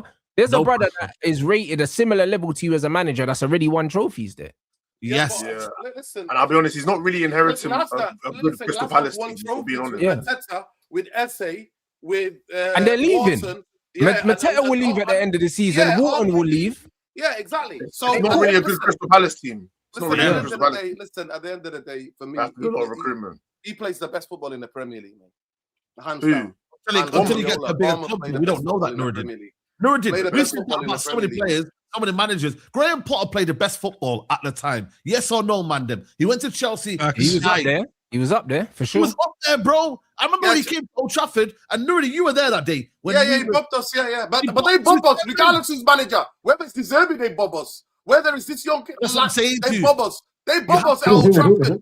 Whoever the manager is, they bump us. This is why you got to give Carrick immense credit, As much as they're good on the ball, Carrick's got results. Carrick has actually done his job.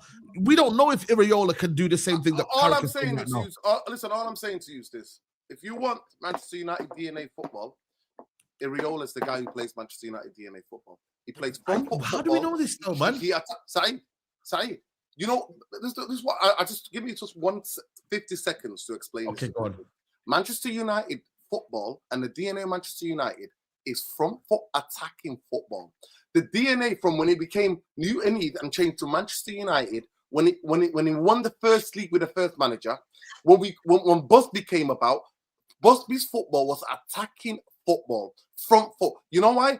North England, industrial places, the history of the Industrial Revolution, workers wanted to go to a football ground, look at people, and they go, I can't never do what that guy's doing. That's what the entertainment is. United playing with wingers. United in the 80s and the 70s, even when we went down, we had more fans. We're the only that had more fans down first division.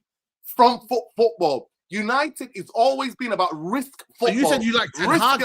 Ten Hag didn't play this. Saeed, I like Ten Hag. I like Ten Hag. Saeed, I like Ten Hag. Like I said to you, Ten Hag, you know what Ten Hag is? Ten Hag is the biggest clickbait guy who ever. He's the biggest troll. I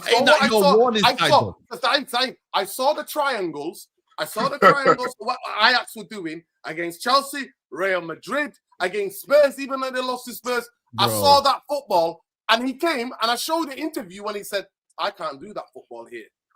Iraola did the same at Bournemouth. He didn't get the result, and then he had to, you know.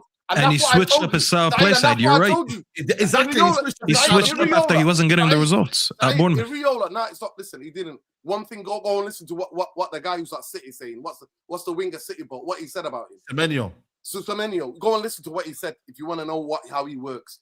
Manchester. I told you the other day when we did the match preview last week, and I said Iraola needs at least 3 months to get. We need to change. We don't have that time. Fitness. Listen, we need to change the whole of the fitness, the conditioning. All of that needs to be changed, and we need to get players who can get about this football pitch. So we're going to change all of that for a brother that's going to fail and get sacked in 18 months. No thanks. I'm all right, bro. Listen,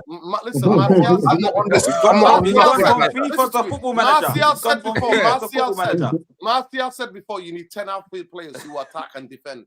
That's what Bournemouth do. They don't have the quality as much as Manchester. I saw Alonso go to Real Madrid and fail, but you're going to give me fucking Iraola. No thanks. Listen, I'm all right, bro. Listen, you know Iraola. I'm all right, bro. When the football clicks, it's Manchester United football. And when it don't click, 16 draws. Bro. Whether you like it or not. And it took Bournemouth 2.5 months to click. One game they played, and Semenyo explains it. He said, we won one game, and then it all clicked. No, we have a simple. By the way, Iraola, by the way, at the budget he's got, he is on to finish, if they win this weekend, maybe in the next couple of games, to finish 6th. And Carrick's got the most points this season since he started. Well, exactly, Marcel. And you know what? I'll throw this back at you. Where would Michael Carrick? I don't want it. Where would Michael Carrick, if he was managing Bournemouth, he'd be fucking battling relegation? I don't want that conversation. You don't want that smoke. You don't want that smoke. You only get relegated. One second. I have an easy comeback here. The easiest comeback ever. 1 second. I have the easiest comeback here. No one said nothing. Hold on. I have the easiest comeback here, Saeed. Said, well, I have the easiest comeback. Wallahi, I promise you. I promise you, Saeed. Just let me answer him. My name is Marcel, and I represent talking about Bournemouth when he's doing it at Man United. Wait, Said, wallahi, I have the easiest comeback ever. 1 second, Said. 1 second. 1 second, wallahi. Wallahi, Said, I promise you. I promise you, I have the easiest comeback ever. We have a simple job, Nuruddin. The simple job is, guys, 1 second, wallahi. Fans need to get new players in and look at the squad. That's it. It's a simple job. Every single season, we need to look at the players and think, which ones are not performing to the high enough standard that we expect to win Premier Leagues and Champions League, and we need to look to get them out of the football club. It's that simple. And we're building a squad. It's not just about the 11 anymore. There's 60 games in the season, Nerden. So we need a squad. Marcel, you're just making too much sense, bro. Like Marcel, you was out here. Marcel, you was out here on big internet dissing Kobe Manu. We got stuff to talk about. Let's up. Bro, I'm not gonna. I forgive Marcel for that. He was influenced by bad guys. It's okay. Free Marcel, man. Free Marcel. Marcel was influenced by some bad guys. It's all good. He was I was on influenced. big internet. Someone gave him a cigarette and he was like, he should have said no, but he smoked it anyways. But it's okay. Hold on, We'll forgive him. No, Musa. We saw the clip. For myself, Staffy. I'll speak for myself, Staffy. Thank you, Musa. I was on big internet praising Kobe Mino. Forget the praising. That's too late. It's too late. It's too late. It's too late. I'm not on your timing, bro. I'm on my It's timing. too late. It's too late. Brother, you got him nicked. You got him nicked. Listen, you got him nicked. He's in jail doing a 5, and then you're trying to praise him while he's in jail doing a 5. Brother, it's too late. You got him nicked. Never worked for me. Your time has never worked. You got Kobe nicked. You was out here telling man that we need to sell Kobe. He needs to go. He doesn't. Listen, he doesn't get up and down. Brother, we got the receipts. Where's the receipt side? We saw that video. To be fair, Marcelo only said that you need to run in football. That's all he said. On top of that, Musa, before that particular statement, I've been praising Kobe. So whichever he has been. You can update opinions and you can skip timelines. You can skip timelines or update opinions, whatever, up to you. Anyone, my thing is this: anyone, listen. If you want to test someone's football knowledge, just ask them about Kobe Mane. The fact that you had any doubt, the fact that you had doubt with the price of bread, though, that's what I want to know. Because man's talking about if Carrick was managing Bournemouth, they'd be in a relegation battle. But if Carrick was managing Bournemouth, they'll be in a relegation battle. What the fuck does that mean? And you know what's to come back to that? I didn't even get to say it yet. Nuruddin, you know what's to come back to that? Michael Carrick was in BBC Studios. Nuruddin, you know what's to come back to that? So don't cap, that doesn't mean anything. The qualities that Carrick was looking for TV gigs. Not going out here doing interviews for jobs. Nuruddin, that's great. Nuruddin, that is great. That is great. That is great. But the facts of life are that there's different qualities. Nuruddin, there are different qualities that are needed to coach different football teams. Correct. Factually. So nobody cares about if this, that, and the other, bro. That shit don't make sense.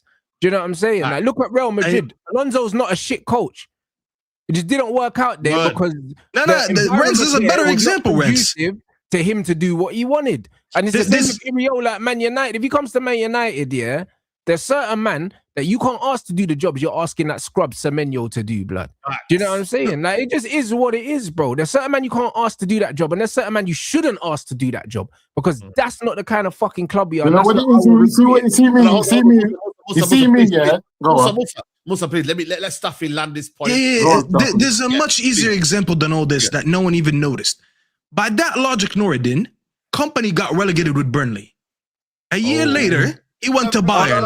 And where was he last night? He was in a Champions League semi-final last night. Nuruddin, if you worked for the Bavarians and you spoke German and you sat there and they said, guys, should we hire Company? You would have did the same right in German and no one here would have understood it. And Company would have never been there and they would have never won the league last season and they would have never been as good as they were this season. They were one goal away from reaching the Champions League final. If you want to talk about managers who could have gotten relegated, there's a manager that actually got relegated and now he's managing one of the biggest clubs in the world. That's the easiest example I could have given you. Okay, let me come back. Leave the football before the football league. Company, no. You muted yourself. You muted yourself. Let me finish the fucking point. You said let me finish the point. Everybody who's worked with Vincent Company, everybody who worked with Vincent Company has said that he's going to be a superb coach. Everybody, when he was at Burnley, bringing them, promoting them to the Premier League, everybody said how talented coach he was and that he was already earmarked for the City job. So I'm sorry, your example did not work. Michael Carrick is not Vincent Company. Vincent Company is not Michael Carrick. They're not even on the same plane. I didn't say that. I'm talking about the principle that you offered. Basically, your logic is saying. I'm talking about the principle you offered. I'm not. I didn't say that. Listen, the point I'm making is this. Michael Carrick, he left Middlesbrough. He went downhill, right? He left Middlesbrough. There was no jobs that he was linked with. He was going to go and work BBC Studios to go and analyze games. That's what he was doing. So all of a sudden, he is better than Iraola, a guy who came from a different country, who got Bournemouth the highest consistent finish for a team that had club that has 12,000 fucking fans. Nuruddin, respectfully, Nuruddin, let me finish the point. I didn't interrupt you. 12,000. That's a corner. That's not even it's not even a corner. That's a section, small section of the Stretford end. So let's not even go there. He took Real Falcao. Do you know Real Falcao? They're a Madrid team. I've been there. I watched them. He took them places. So let's not even cap. Iraola, on anybody's standing, is a better manager and a coach than Michael Carrick. So based on what, though? I have no problem with you saying that. Let me finish. Is there more? Okay. The reason why majority of you have been, and I'll let you come in, King. This ain't the Straight Jacket podcast, Nuruddin. Right? Nah, they're not ready for that. They're not ready for that one, man. You have to go easy. They're not ready for that. Michael Carrick knows the club. Michael Carrick understands the club. Michael Carrick understands what it's like to be man. That's the only thing that he's got over Iraola. And you know what? I just say to you, Pep didn't know who the fuck City were. Klopp didn't know who the Liverpool were. Fergie didn't. He was actually almost going to Arsenal, and that would have been a crazy thing. Hey, Nuruddin, you're a hypocrite. Right? You're a hypocrite, Nuruddin. You're a hypocrite. Why am I a hypocrite? You've caught yourself out. You've caught yourself out. You've really just tripped and banged your face on the floor, bro.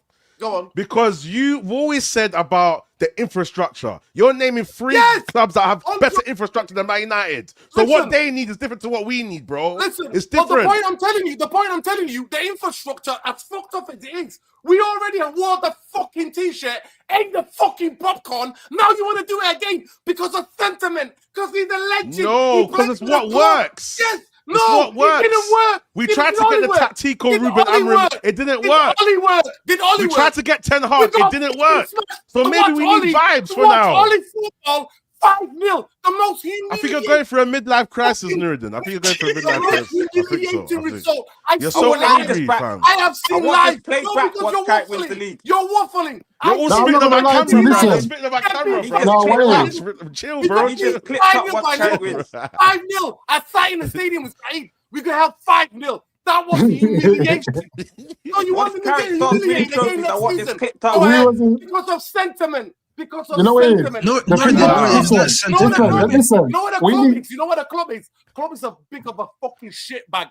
It's a shitbag fucking football club. Because we're scared. We're scared. That's why I have to stay with Carrick.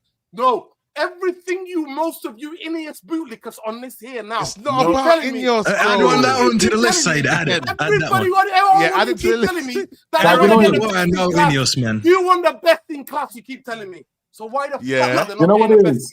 Who the fuck? You know what it is, man. How is Iraola the best in class? And you're scared. The best in class. Nah, you know what it is though? So Iraola's the best in class. I think both Iraola's the best in class now, Listen. That makes no sense.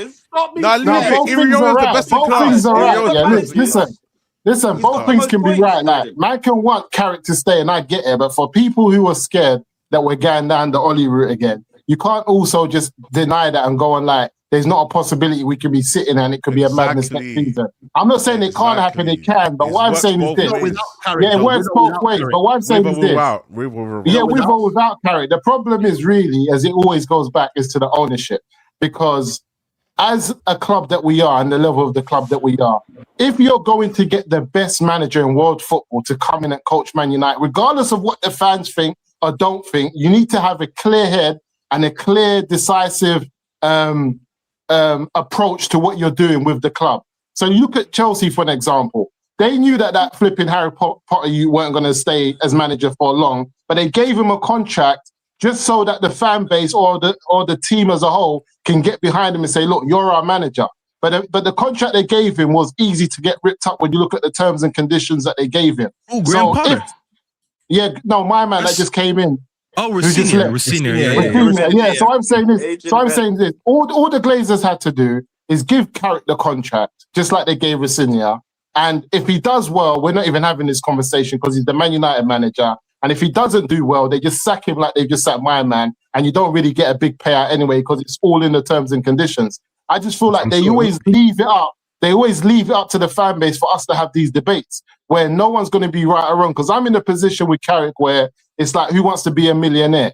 I'm not sure if I want to take that last question because I've got $500,000 banked. It's here. I don't have to guess about, am I going to get it? Am I not going to get it? Like, I've got what I've got with Carrick. So the question you're asking us in terms of do we take that jump with Iraola, it seems all nice, but the fact what we have now, we can't deny it. We have something right now, but I don't think we should be in this position.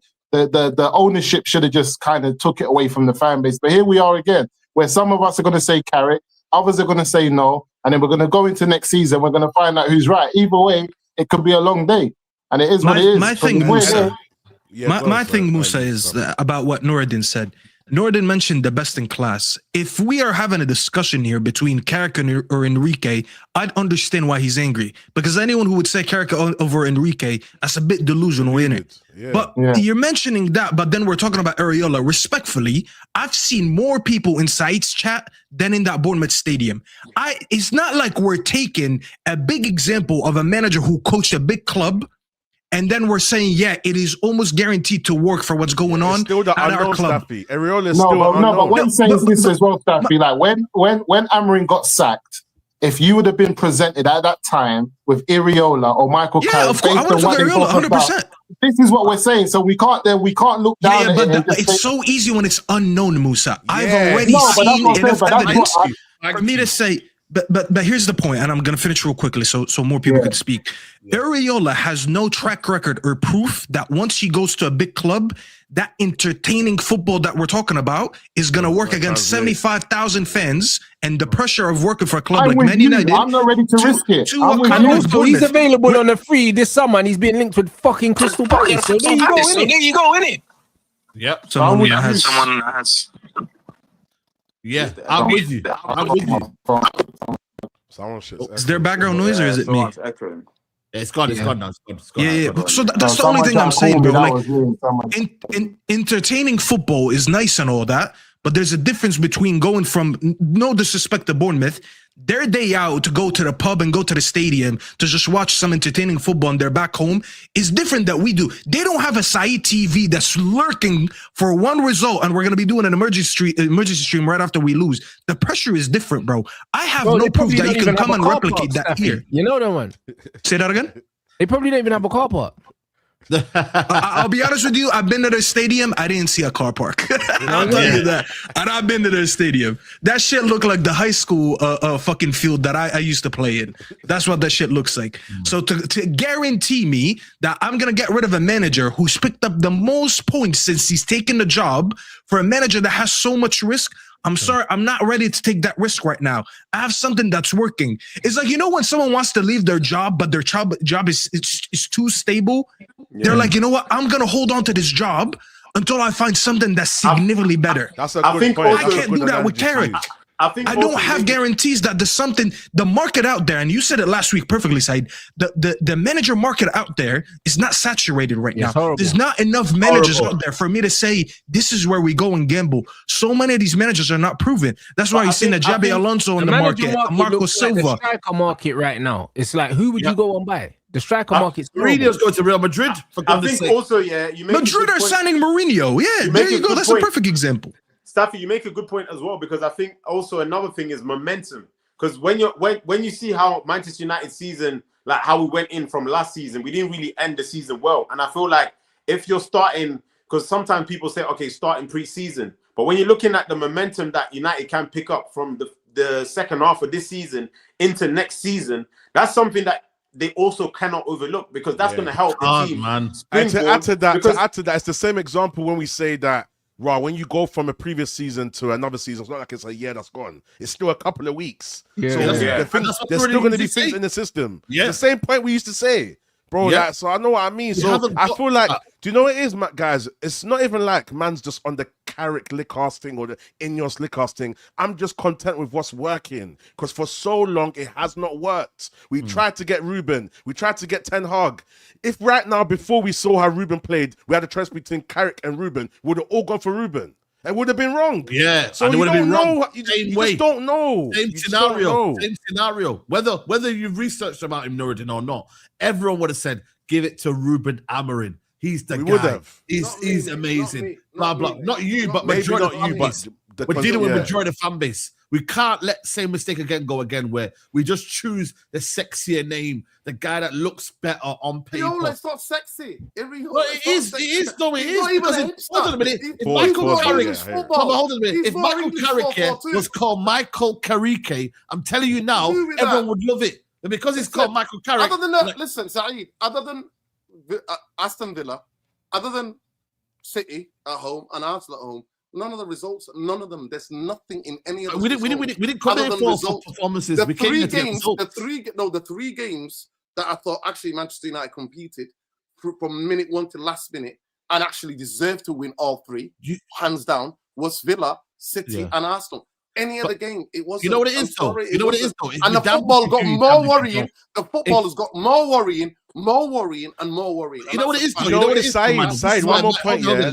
Go on. United fans are fickle, though, because if we've got no results but performances, exactly, we're not getting results. We didn't get performances. I don't see football as you. I don't see the football. I don't see football as Ruben Amorim. I don't see football. Saeed, I don't see the football. Listen. It's an interim, though. It's an interim. Let me just say this here. I never wanted Amorim. I never wanted United to play back three, right? I never wanted that. And I knew it wasn't going to work. Everybody and their nan could see that was never going to work. The thing what I'm trying to tell you is that, for me, how we lose, how we draw, how we win matters to me.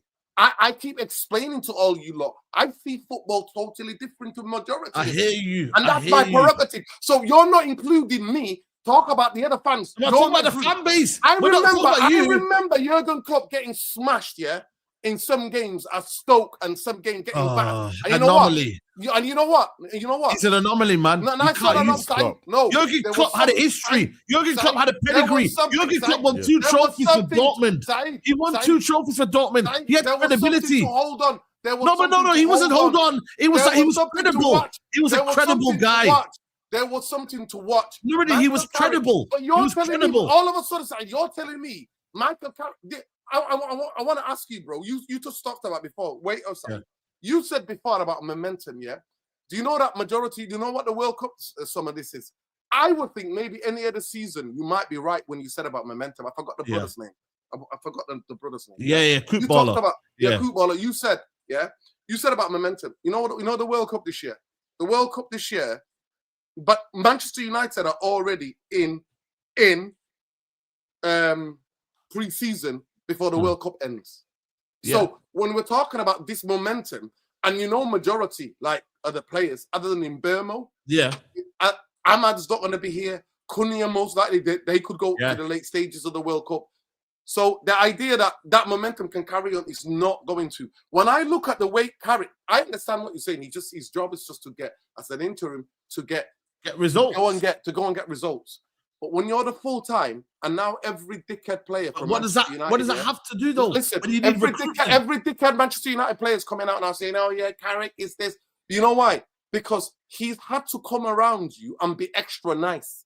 When he ain't telling you you're not running next season because of your stats and you getting subbed because he's scared to sub some of them off. That's why he came out in the press. No, but do you know why I disagree with that, Nuridan? Because look at Xerxes.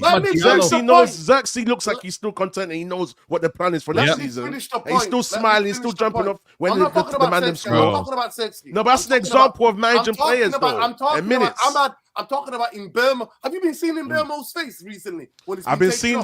I saw something on Twitter. Yeah.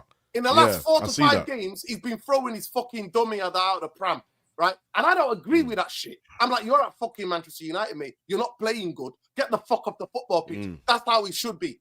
But Michael Carrick, when we needed that halftime changes, said that bringing players off at halftime, you're stigmatizing them, you're blaming them for whatever. And it's not about the individual, it's the team as a collective. So the point I want to make to you guys that I wish I'm wrong. I wish I can come here next season and I could say, you know what? Every one of you hold apology. Michael Carrick, I apologize. But I'm telling you now, one thing I've got a fucking HD on is these vultures. If the 6 or 7 players are not coming Iraola in, though as well. Your Michael Carrick ain't surviving. And Iraola might not survive. That's But when I compare Iraola to Michael Carrick, Iraola is a better fucking manager, and that's a fact. So was Amorim. So was Ten Hag. So was I think Iraola's a better manager. Listen, you know what it is though. One thing that Ariola is a better manager. But one thing that the issue is this: like Iraola's most probably better than Arteta, but the reality is Arteta played at Arsenal, understood what it took to be there, and they gave him time, and now he's flipping 2 games away from winning Champions League and the Premier League. And I feel like that's just the reality of where we are. Time. Listen, Musa, the difference is this: Arteta, Arsenal, for once, after they got sick of stacking managers, and they said, you know what? They put all of their money in one basket and said, regardless what happens, we're going to back him. Because we remember that Arteta out when they were finishing 8th. When they were playing crap. We need to do the same with Carrick. We need to do the same with Carrick. But that's what I'm saying, you know. But Staffy told me you got Saeed TV. So when he gets whacked here and there, no, but that's what I'm saying to you. You're focusing on the wrong things.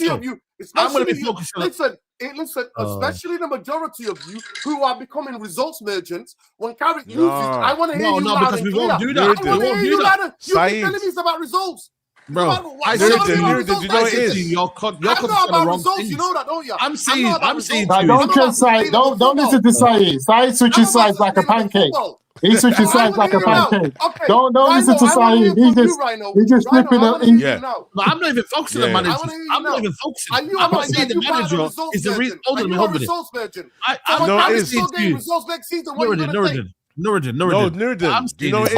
I'm focusing on the recruitment. That's the problem with you lot is though, you're focusing too much on the manager. I'm saying if Man United get the best recruitment possible, any manager will probably succeed. Whereas you're saying Iraola. I'm telling you, he's a better coach than Michael Carrick.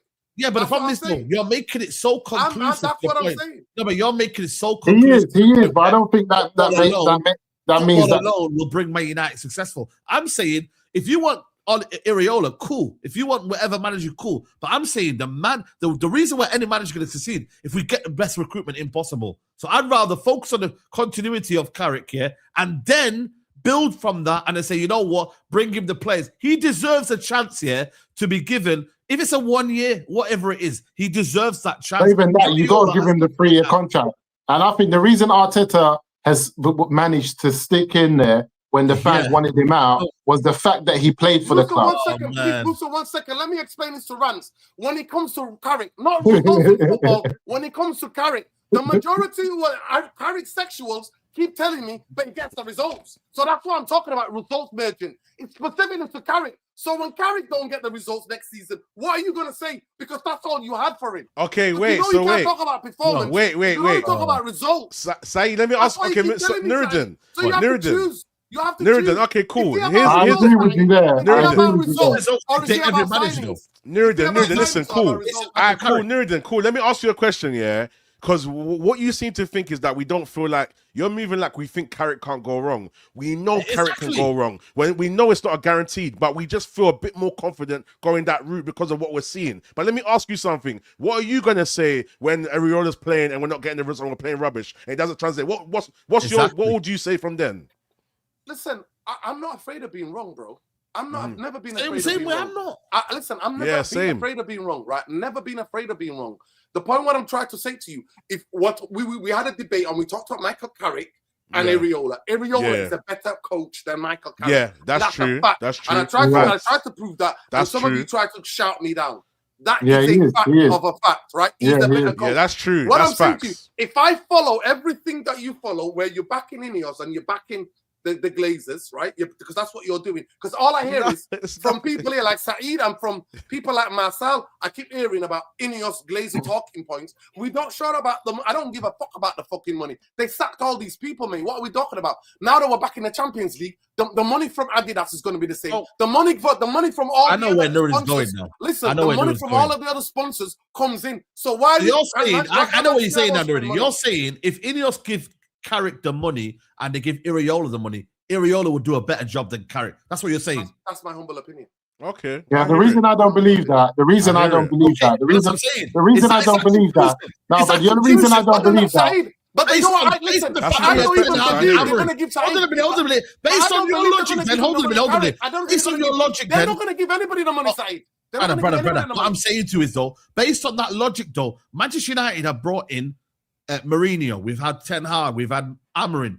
All of these guys, by the way, are better coaches, yes or no, than Michael Carrick. Yeah, of course they are. That's my point. They are. They are. Is it conclusive to say that that pattern will still emerge with Iraola? No, it's not. No, the next thing I was going to say, though, Saeed, where I agree with you is that I think we've come to agree now you need more than just being a good coach to be the manager of Man United. I think it needs to be more than just because what we've seen from the previous good coach. Fucked up football structure, Musa. Put that no, I'm with you. No, but I'm with you. But what we've seen from the previous good coaches that lacked being a good man manager is that you need to be a man manager and have something about you with your coaching. The players because Iraola. But I'm not saying they don't. But what I'm saying is, looking at where we are with Man United now and where we've been in the past, I feel like you need to have a balance of being able to be a man manager and get. This is why, as much as we keep on saying, "Oh, Carrick looks like Ollie," Ollie has been the best period we've had since Mourinho. It is the best period, and yes, it looks like. So, what did we learn from Ollie? How can we take the good of what we got from Ollie and then actually back Carrick? Because we didn't back Ollie when he needed to get back to that last season. So how do we back Michael Carrick when he actually does good and performs at a good level? What do we do to back him? What do we do to strengthen his position? And I'm hoping this time now, with the footballing setup that we have that we didn't have with Ollie, it actually allows Carrick to stabilise. Even if he's, because I still see Carrick as the man before the man, but he's all right. Right. We don't need to start looking for... I'm not even saying to you Carrick's going to bring back the glory days. I'm just saying Carrick deserves a job. How is that like... by the way, Iraola could succeed at Man United. Carrick could succeed at Man United. We could go and get another manager that could. They should have just got him. My thing is, again, Ineos put us in a position where they didn't go and get Iraola when they should have got him. Look at the man. The man's flipping left Bournemouth now. If they really wanted him, the fact that he's leaving Bournemouth now, if Man United really went to him and said, "We want you as the next Man United manager," the fact that he's leaving at the end of the season, he knew it then, he would have left and come to Man United. All of this, it's halfway through the season, he might want to stay. He didn't. They went and got Michael Carrick. They put us in this position. Now we're here. I just feel like you have to be a brave person who's sitting with 800,000 in the bag, and you try to chance it for $1 million, for an extra 200. That's what you're getting with Iraola. You've got to be very brave to take that risk, that gamble. Because what you have with Carrick now, we haven't had for over 2 seasons. We haven't had the manager in the last 2 years do what Carrick's done since he's been here. And I think it's a big gamble to bring uncertainty and to unstabilize the club where we are now with bringing in a manager. I wouldn't do it. Fair enough. 100%. Listen, I just want to reply to what Rance said. Rance, so then you are Rance, are accepting, before we were talking about Mbappe being a prima donna, yeah? So you are accepting that all the players Manchester United signed have to be mollycoddled and mothered to a certain extent. Get it up, Saeed. I want to get it up. Get it up again. Saeed, get it up again. Get it up again. Let me finish the point and get it up again. Get it up again. So the players that we have to be mollycoddled. Let me finish the point. No, let me finish the point. How do you know Carrick mollycoddled the players? How do you know Carrick isn't stern?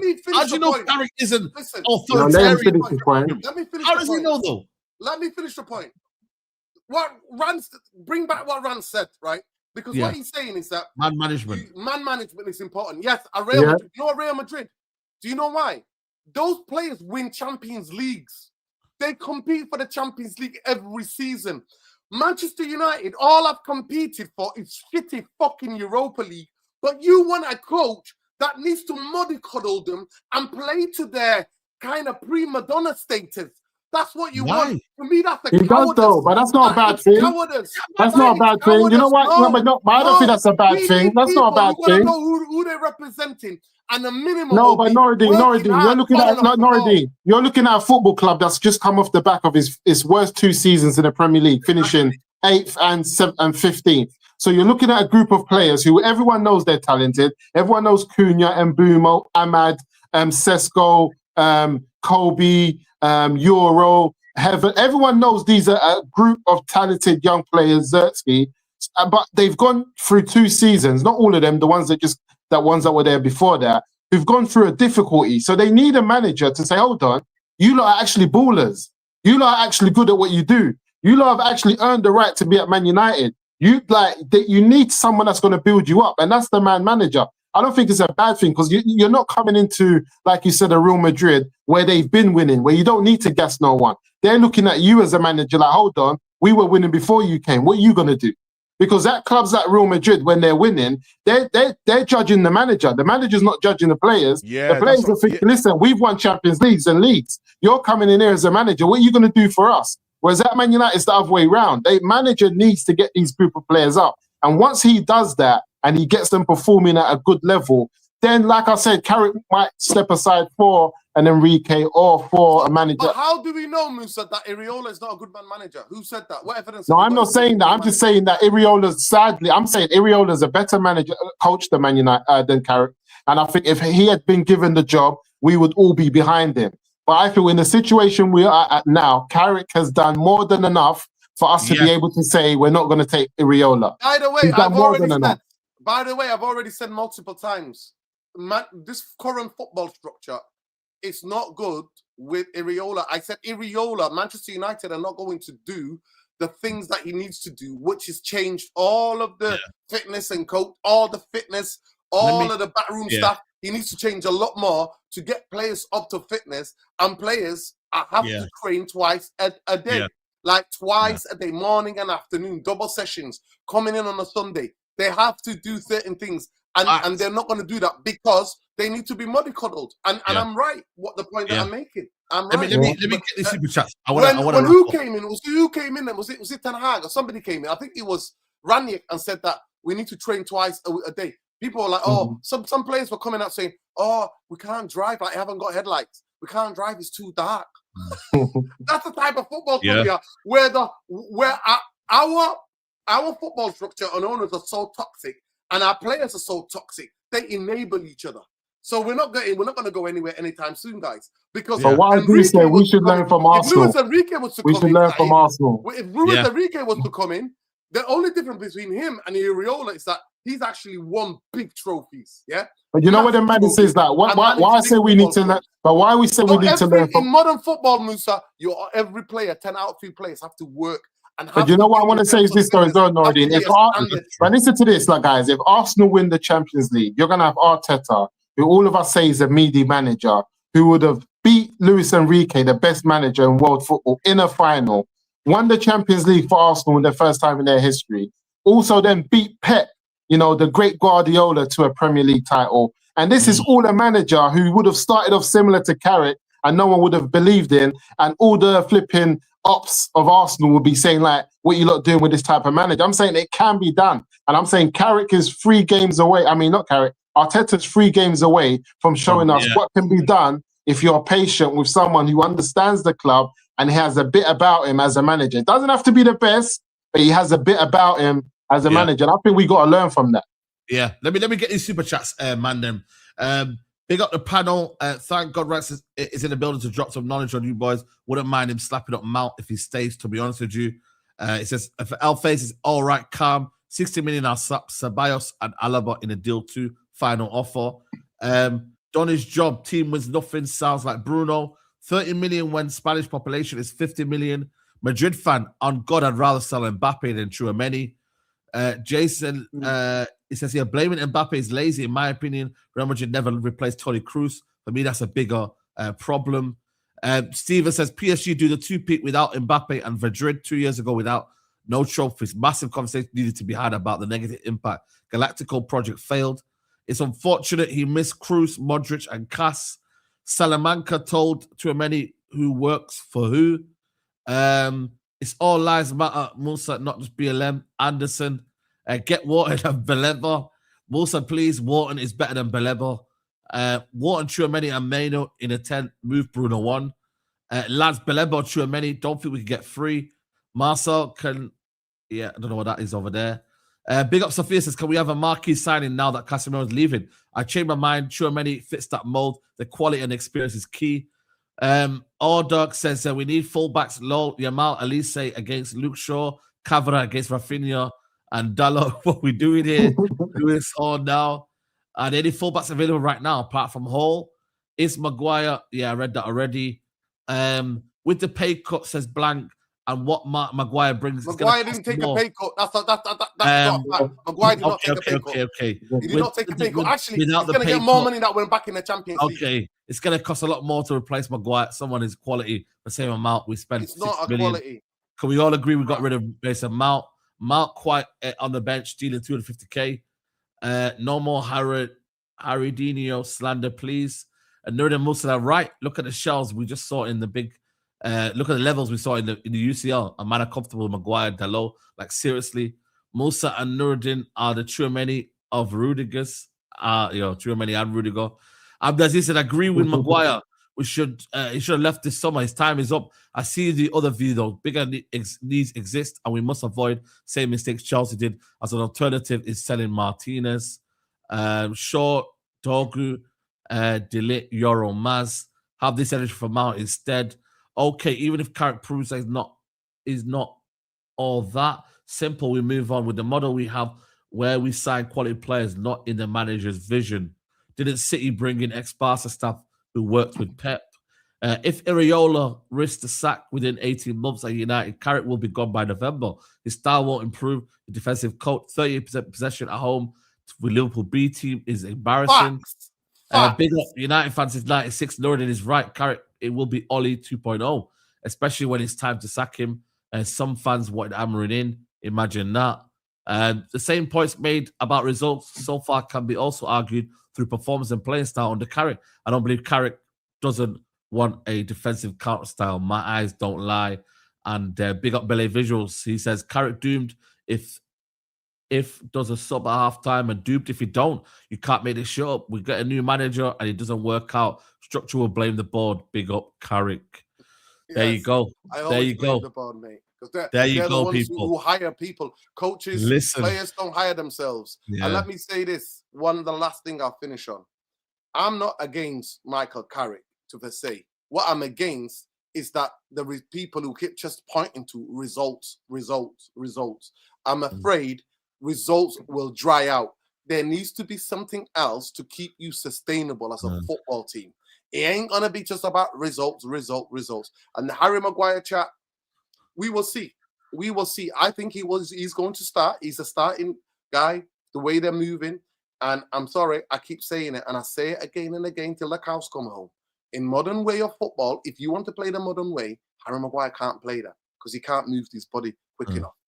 He was holding the big issue, like the man I see in town when Szoboszlai walked past him. That's the fact. Yeah. People don't want that. Yeah. Listen, people, let's get these likes up. We're not far off 1,000 likes. 70 likes needed to get to 1,000 likes. It's been a madness. Mandem. What I will say as well, though, people, is that, listen, Saeed, as much as we're Carrick in, one of the things we got to understand is that Carrick has come in to do a job. I'm a cloud chaser. Apparently, somebody in the comments. No, Carrick is coming to do a job, get us Champions League football, and to get us winning games. He's done that. But if Michael Carrick thinks he can go in the next season with similar results to this season in terms of just winning games and not having a style or playing a certain type of football, then we're going to be in trouble. But I think we need to give him a pre-season to show us what his style is and what he wants to implement on this football side. But I just feel like to judge him on as an interim who just came in to get us Champions League football is unfair. He's done what he's done. But if he thinks that what he's done now can be sustained over 12, a 38-game season, then I think he's going to be mistaken, because the problem is this. Many games that went for us this season, when you play this type of football that's not sustainable, they can also go against you the other way. And it's pressure. So that's like being 2-0 up against Liverpool in the derby and then losing the game 3-2 and the fan base going crazy. How have we lost the game that we were 2-0 up? So I feel like he has to really, and this is why I said he has to sort out the coaching staff, the people that he brings in, and he has to really get his identity of how he wants to play the game, because what's been good for this part of the season won't be good for the rest of it. And I feel like if Carrick does that, then I'm all good to go. As long as we can see progression. Saeed, I'll say the last point. It's up to the club. So the club have gone for a new model. The club has gone for a new model. The managers don't sign players anymore, even though they do get an input, but they're not in control of that. That's why you see Wilcox with all the players that Manchester United signed. But you sign players. but what is the vision? You see, you can't be half effing pregnant. So what is the vision of the style of football that Manchester United want to play? Because then it will cut all our arguments about what managers or coaches that we want. Because Manchester United should define how they want to play football. Are they going to stick to Manchester United DNA, which is front foot attacking football? And if they sack Carrick, will they hire somebody like Iraola? If they get rid of, will they hire another attacking front foot manager? That's what we need to know. But like the miscommunication and almost this kind of like gymnastics, mental gymnastics that this football club does, we don't know what style they want to play. But they tell you they want to sign the players. That's what they're telling you. Yeah. They sign the players for the club. But what style do you want to play? Yeah. And Wilcox and Barada and Jim DeRat, none of them would come out. And no journalist has got the kahunas to say that to them. Because you can't go half-hearted on that model. That model, you either hire managers, they sign the players, you give them all the power and the control, or you go to the European style where they're just a first-team coach. Yeah. Okay, people, we're going to wrap up there, man. Make sure you follow everyone's channels. United Real Therapy, Musa Reacts, Rhino MGTV. Make sure you follow everyone's accounts, man. Make sure you check them out. Links in the description. Big up Rants, big up Marcel, big up Kubala, big up Staffy, big up AJ, big up everyone. This has been one of the best shows, man. You get me? Like in a while, man. And we're third as well. It's crazy. Imagine next season, man. When you know what I mean? I'm not being on here, Saeed. I'm not being on here. That's why. Nobody's bringing a straight jacket energy in here. That's why. Yeah. Because I'm not being on here. I've had to work. You've been doing it on Thursdays, and I work those Thursdays. Yeah, where's the other half? Man. He had a baby. For those that wondering, Faz has got a baby. Yeah, big up to Faz, congratulations. One half of the Biryani Bandits. The Biryani, listen, the Biryani Bandits with a baby, inshallah. We'll be there. Inshallah, man. So yeah, man, that's where Faz has been. You know what I mean? He's got family now, so big up to Faz. Big up, we're gonna redirect to Rants. Rants is going live with Texino. Make sure you go check him out over there. We'll see you tomorrow.